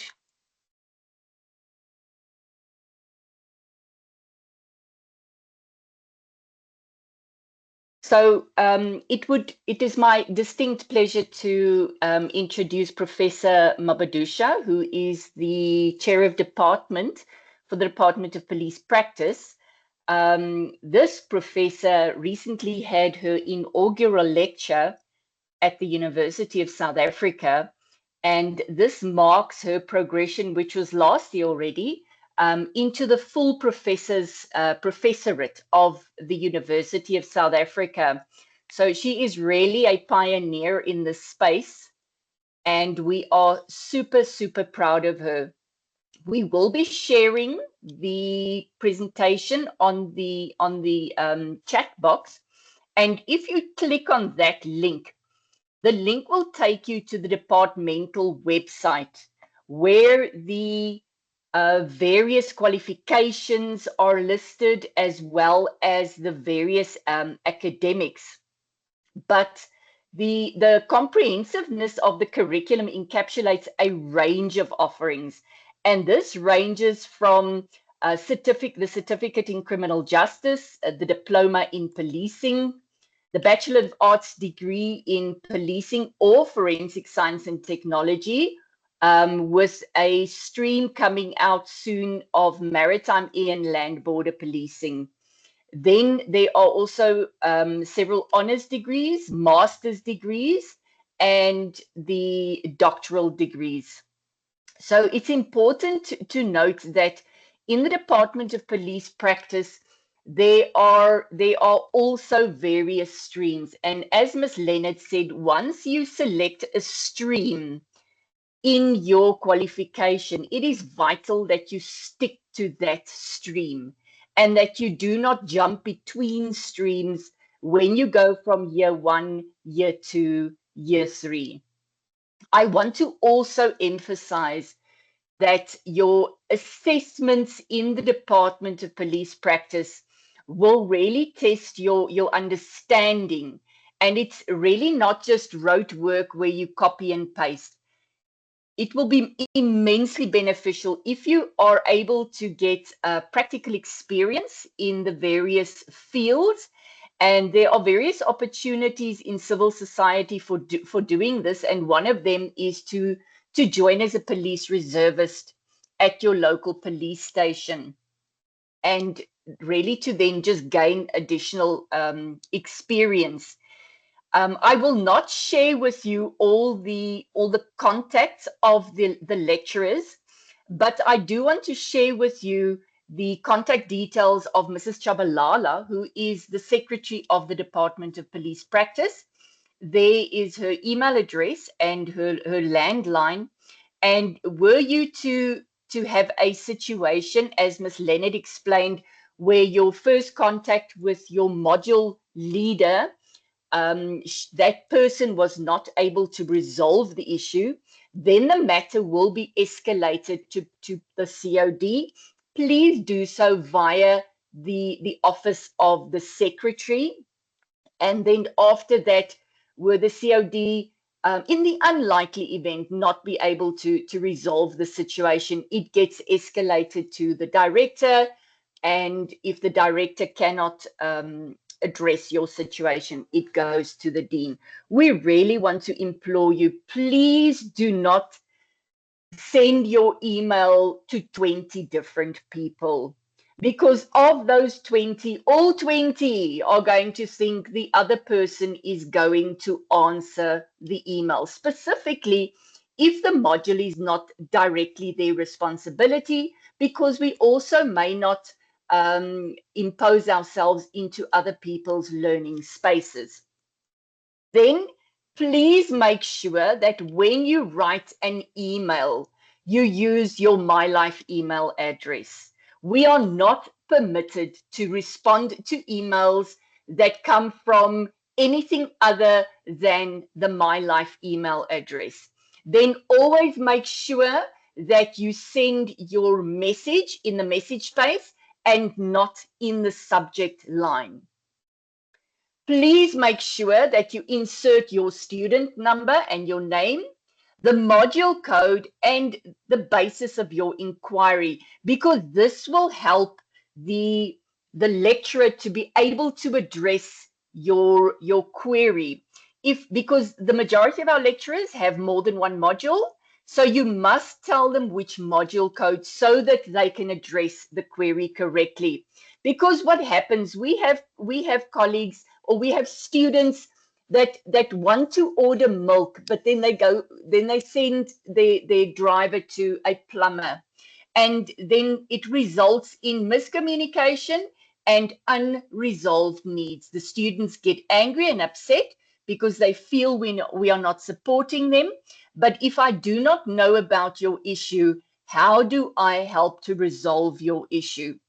So please make sure that your first stop is your primary lecturer. That the details of that person is in your TUT 101. Several of the lecturers have had experience where they come to the end of the semester and then they get a message via a Telegram group that says, who is the lecturer for this module? Then you know that that student hasn't even opened the TUT 101. So set yourself up for success and engage with your module leader directly. We will be sharing all the contact details into the chat box via the PowerPoint presentations. So please do access the details thereafter, and feel free to share the information with your fellow students that were not here. Program Director, that is the end of the briefing for the Department of Police Practice. And I'm sure were Professor Mabadusha able to be here, she would have loved to have showcased her department. Thanks so much. Thank you very much, Prof. Benson, for the presentation and guiding us through the curriculum and support structures. Ladies and gentlemen, we will now move into our student Q&A session. This is your opportunity to seek clarity, ask questions, and engage with our presenters and staff members. You are welcome to raise your hand if you'd like to ask your question verbally. Alternatively, you may continue to use the chat box, and our presenters and staff members will attend to your questions as we proceed. Let us now begin with the Q&A. You may raise your hands to ask your questions verbally, or you can still continue using the chat box.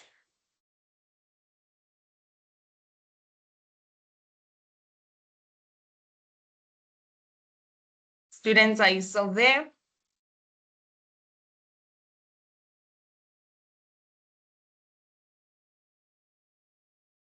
Am I audible, colleagues? You Yes, are, you Chair. are.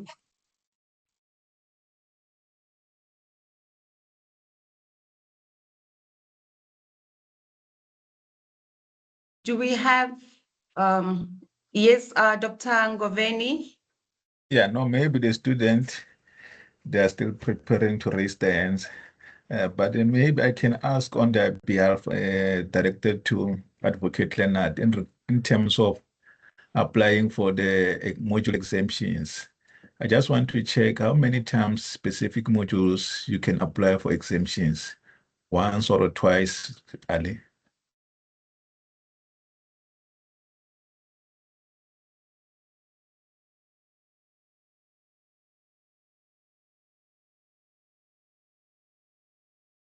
Dr. Ngoveni, your question was directed to Ms. Leonard. Hey, Advocate Leonard, I know she's multitasking as we speak, but she's on hold, I can say, or she's another call. Yeah, because I'm asking this program director because we have a student who wanted to register specific modules, and the system says you can't register this module because you've already done it. And then when she applied for the credit, they told her that you cannot apply for credit because you've already used these modules credits in the other qualifications. So I just wanted to get clarity on behalf of the student about this. Thank you. Or Prof. Benson can Prof. also guide Benson? us. Prof. Benson, can you chip in, please? I'm here. Unfortunately, Dr. Ngoveni, you're asking to buy milk from a plumber now, and I might be leading you down the wrong path. So perhaps if you can just type the question in the chat box for us, we will be sure to get back to the student on this matter.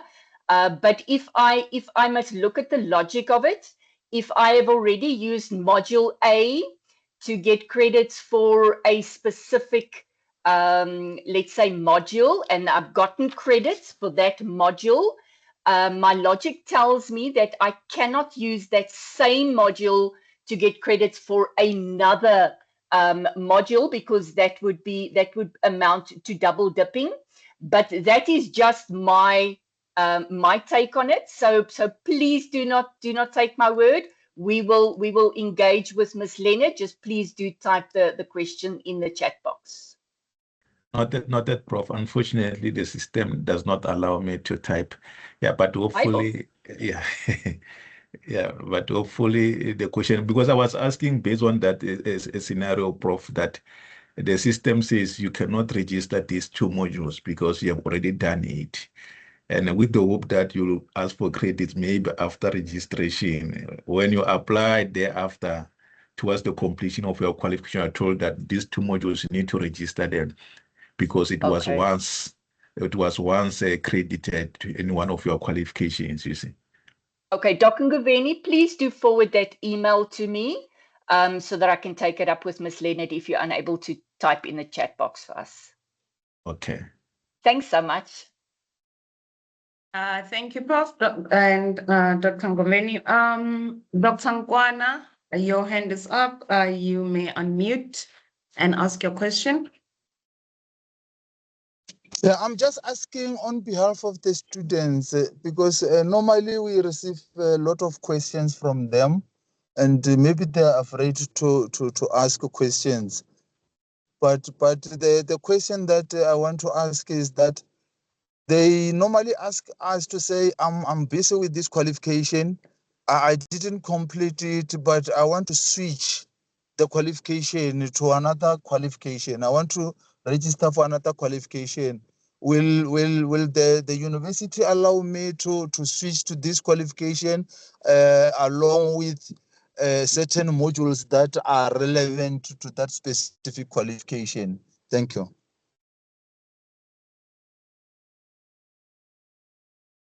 Thanks, Dr. Nkwana. We will also note that for Ms. Leonard. And if you're able, please just pop us a comment in the chat box so that we can be sure to answer the query. Very valuable query because I think it's a reality for a lot of our students. Thanks, Doc. Thank you, Prof. Please allow me to go through the chats. I see a question from Puseto,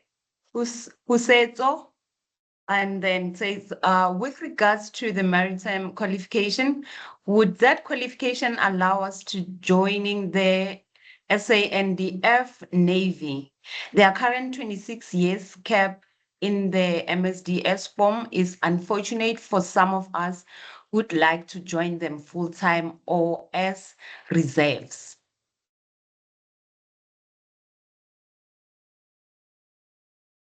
Prof. Benson? Dr. Pani, thank you so much. I'm honestly not certain, but I'm sure the COD will be able to speak to this question afterwards. So we will be sure to escalate it to the department itself for an answer. Thanks. Okay, thank you, Prof. And another question from the chat box. What does conversion of prescribed material mean? Dr. Pani, I think that spoke to Oxvid, where students have declared disabilities and then they convert the material into the format that the student is able to engage with. So colleagues, we really want to urge you and encourage you. We know that to be differently abled is not always a pleasant space to find yourselves in, but in the world of today, there is a lot more education happening in terms of the various neurodiversities. And if you are differently abled, we really want to encourage you to tell the university about it and tell them what your differently abledness is about, so that we are equipped and prepared to help you. Because it would be horrible for you to go through an entire qualification and you did not get the assistance and the support you not only need but deserve.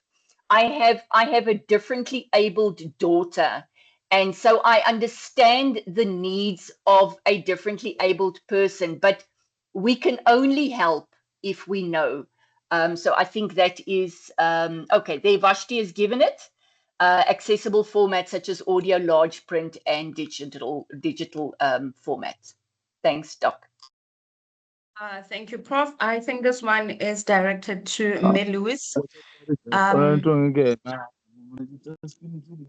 Dr. Nkwana, can you please mute yourself? As I was saying, this one, I think it's directed to Mel Lewis. Hello, everyone. I'm working as armed security officer and I have registered for criminal justice higher certificate. I have NKP certificate grade A SIRA and have been working for almost 6 years now. Do I qualify for exemption?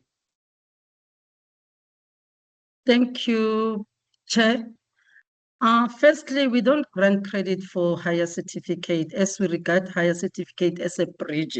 So you cannot apply for exemption towards this higher certificate, only from diploma and higher. Thank you. Thank you, May Lewis. Do we have any more questions?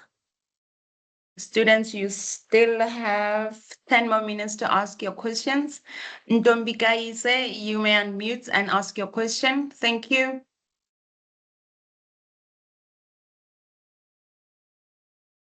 Hello?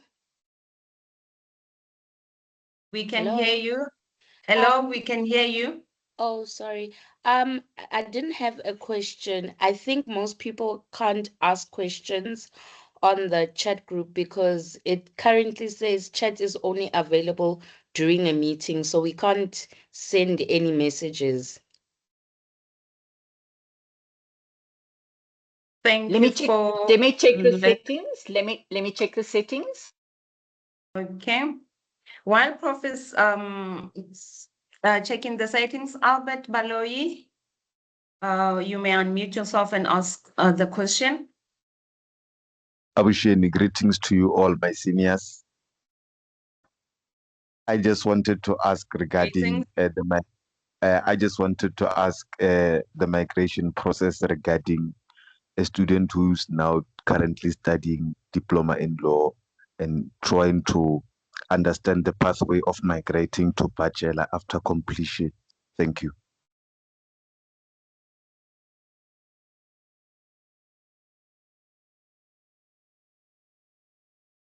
Thank you, Albert. Prof. Benson, I see Miss Leonard is still not available.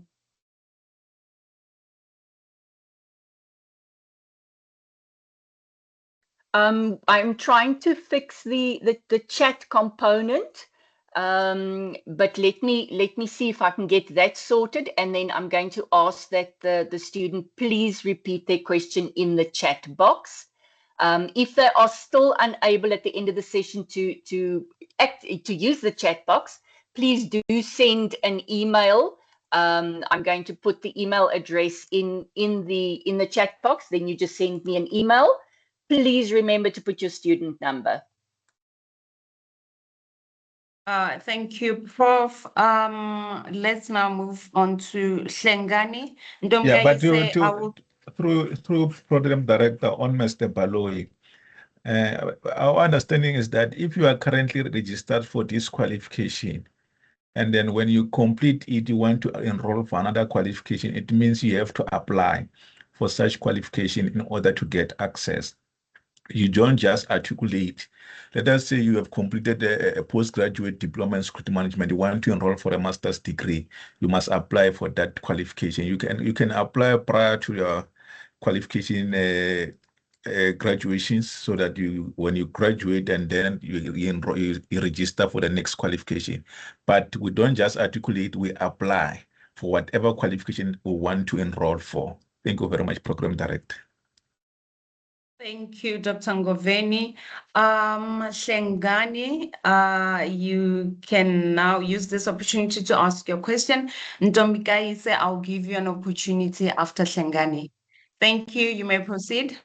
Okay, thank you, Chair of the session. Well, I'm not a student, but I just want to ask if we are at the end of the session, because I was of the view that I was going to present from my UNISA administration unit. Thank you. Thank you, Shlengani. Vasti, Prof. Benson, is he going to present for the workshop that is starting at 12 o'clock, the School of Law? Dr. Pani, no. Thank you for your attendance, Mr. Shangani. We really appreciate it, and we do apologize for the double posting. We were of the view that the presentation of yesterday covered both the School of Criminal Justice and the School of Law. So it would have been a duplication to expect you to present today. our apologies and thank you very much for joining us. Okay, noted. Thank you, Prof. Thank you, Mr. Hlengani and Prof. Benson. Ntombikaise, you have lowered your hand. I'm not sure if you still have a question. If so, you may continue. Otherwise, Pusetso, you can ask your question. Good morning, everyone. My question is, I have a friend who passed his matric with admission to diploma. He wants to enroll with UNISA for a bachelor's. But now I told him the only way he could do that was if he enrolled for a diploma or completed a higher certificate for a year instead of going into a diploma for all three years and then having to again do bachelor's. So to shorten the time, I suggested he enrolls for a higher certificate in line with the qualification that he wanted to do. I don't know if the recommendation was good or not.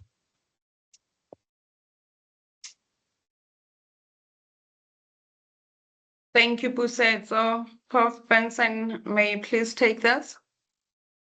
Yes, I can. Thank you, Dr. Pani. Colleagues and students, thank you. Please note that we've turned the chat back on. Our apologies. Sometimes the best laid plans do go awry. So we want to ask you to please pop your questions into the chat box so that we can make sure that everybody's answers are attended to. Remember to also give a student number because we need to be able to respond to your query. Thank you. Thank you, Prof. Benson. Do we have any more questions from our students?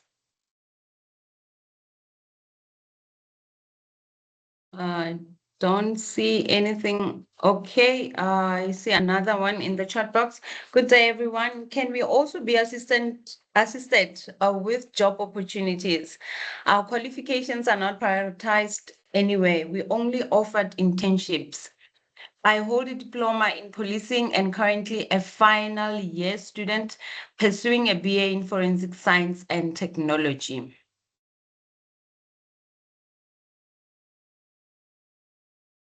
Colleagues? Dr. Pani, thank you. I think this is also something that all the CODs are really struggling with is the actual job opportunities out there. And we will really keep the colleagues posted and the students posted if there are opportunities and if the internships do pan out into permanent employment. But yes, please do monitor your communication and the postings available. Thank you, Prof. Pusetso, do you still have another question?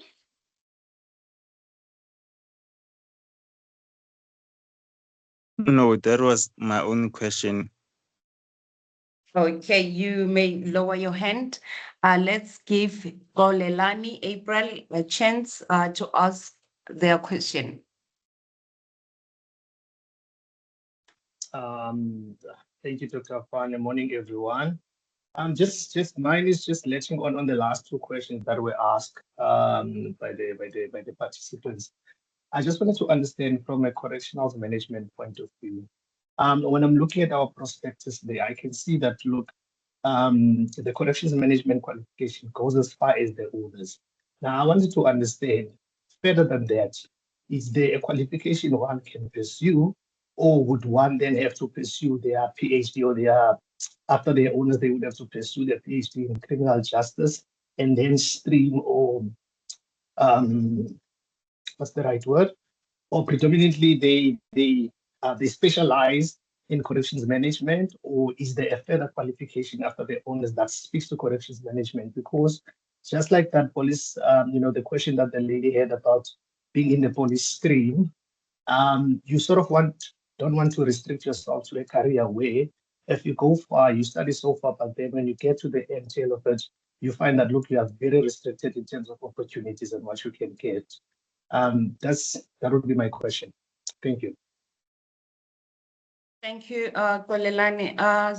Prof. Mutapuli, are you still in the workshop? I think this one was directed to your department.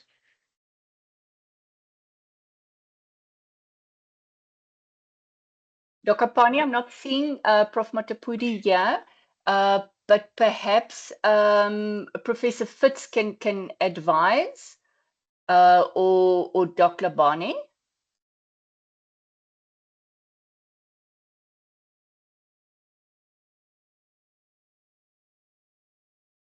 Colleagues, Prof. Fitz, Dr. Labani. Oh, thank you, Chair. Chair, we do have such complaints that come from number of students with regard to that. Colleagues, if I may say it, we do understand all qualifications. I don't think it's an issue of qualification from criminal justice or correction. If you can go abroad all spectrum, you can tell that this thing of not having work after completing the job, the qualification, is a problem across the country. I don't think it's necessarily on criminal justice or particular specific discipline. It's something of which the country is really grappling with that.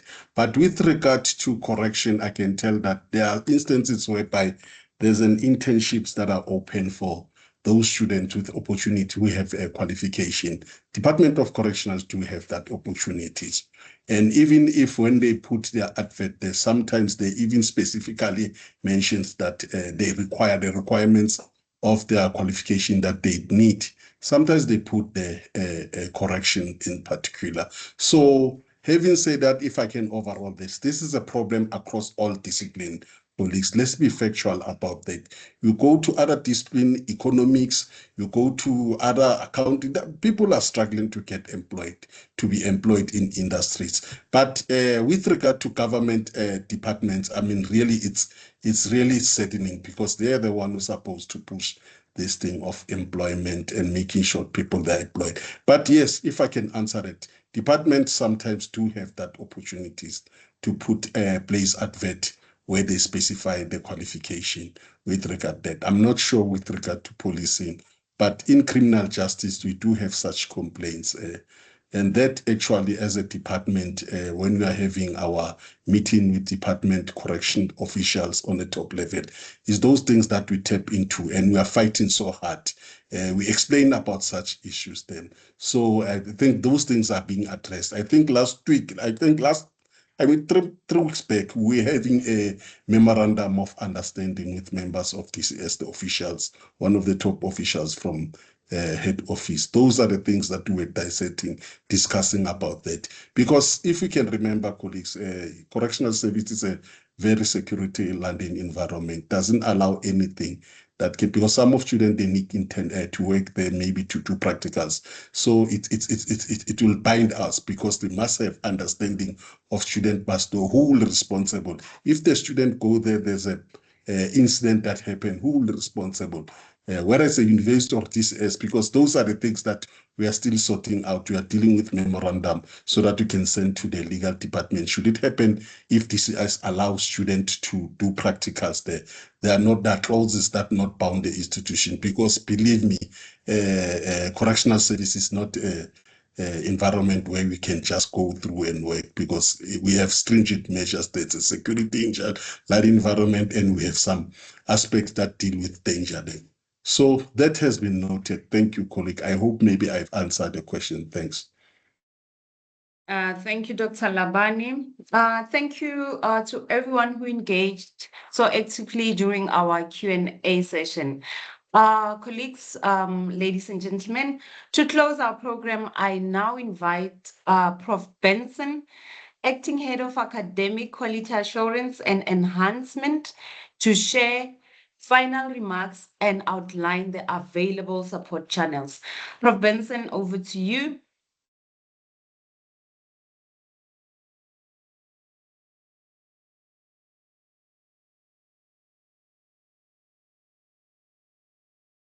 Prof. Benson. Thank you, Program Director. My apologies. This is what happens when you work with split screens. Yes, thank you very much. It's been an honor to work with you and have you run our program. So our sincere appreciation to you and our sincere appreciation to all the presenters who took time out of their busy schedule to come and present and share information with our students. And then our students, you are the lifeblood of what we do. You are the reason why we get up in the morning. You are the reason why we do what we do. So please reach out to us, communicate with us, talk to us. Do not sit alone and drop out when there is support, when there is assistance available. In today's life, knowledge is power. We are living in the knowledge economy. So by attending today and by attending the session and coming to hear what people have to say, you have empowered yourself. But I also really want to encourage everybody that the brain is not an app, but perhaps if we told everybody it was an app, they would start using it. Really let's start thinking for ourselves, and let's not lend our ears out, but and this also happens in research, go to the original source. Otherwise, whatever you hear is hearsay. We were privileged enough to have the School of Criminal Justice here today, and the three departments are Criminology and Security Science, Corrections Management, and Police Practice. And we also want to remind everybody, and this includes the lecturer, that if we change the way we look at things, the things we look at are bound to change. So let's challenge the way we are looking at things. We heard from Dr. Nguveni from the Department of Criminology and Security Sciences, and here is the contact details of the administrators in his department. We heard from Professor Mutapudi from the Department of Corrections Management, and here are the contact details of his administrators. And then we heard from me on behalf of the Department of Police Practice, and here is Mrs. Chavalala's contact details. Then I did briefly speak to you about the email, but I also want to encourage everyone. Failing to plan is planning to fail, because when we multitask, we literally screw up several things at once. So let's focus and let's plan. You are not alone. There are classes, there are learning units, there are live classes and pre-recorded classes, but the majority of your learning is going to be self-directed, guided by your lecturer.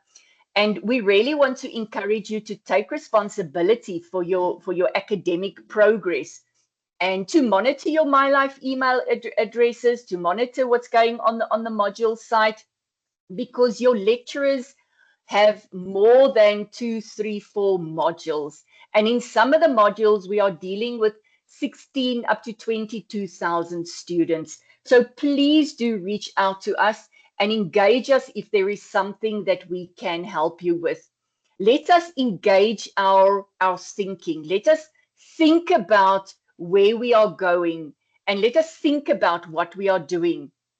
So where to from here? We have designed a contact list which will include all the departments all the contact details of the academic departments and the support staff. So in other words, administration, finance, assignments, exams, registration, and we will share that with you very soon via your module sites. This will be your go-to guide to empower yourself with information. Then you will know that when you communicate with your lecturer, it's about module-specific content. All the resources are on your module site. Please make the effort to visit your module site and look at what's going on there. There are incredible resources there to set you up for success. So make use of those resources. Once again, we thank you all for coming today. We thank you all for taking the time and for voicing your views, your opinions, and your questions.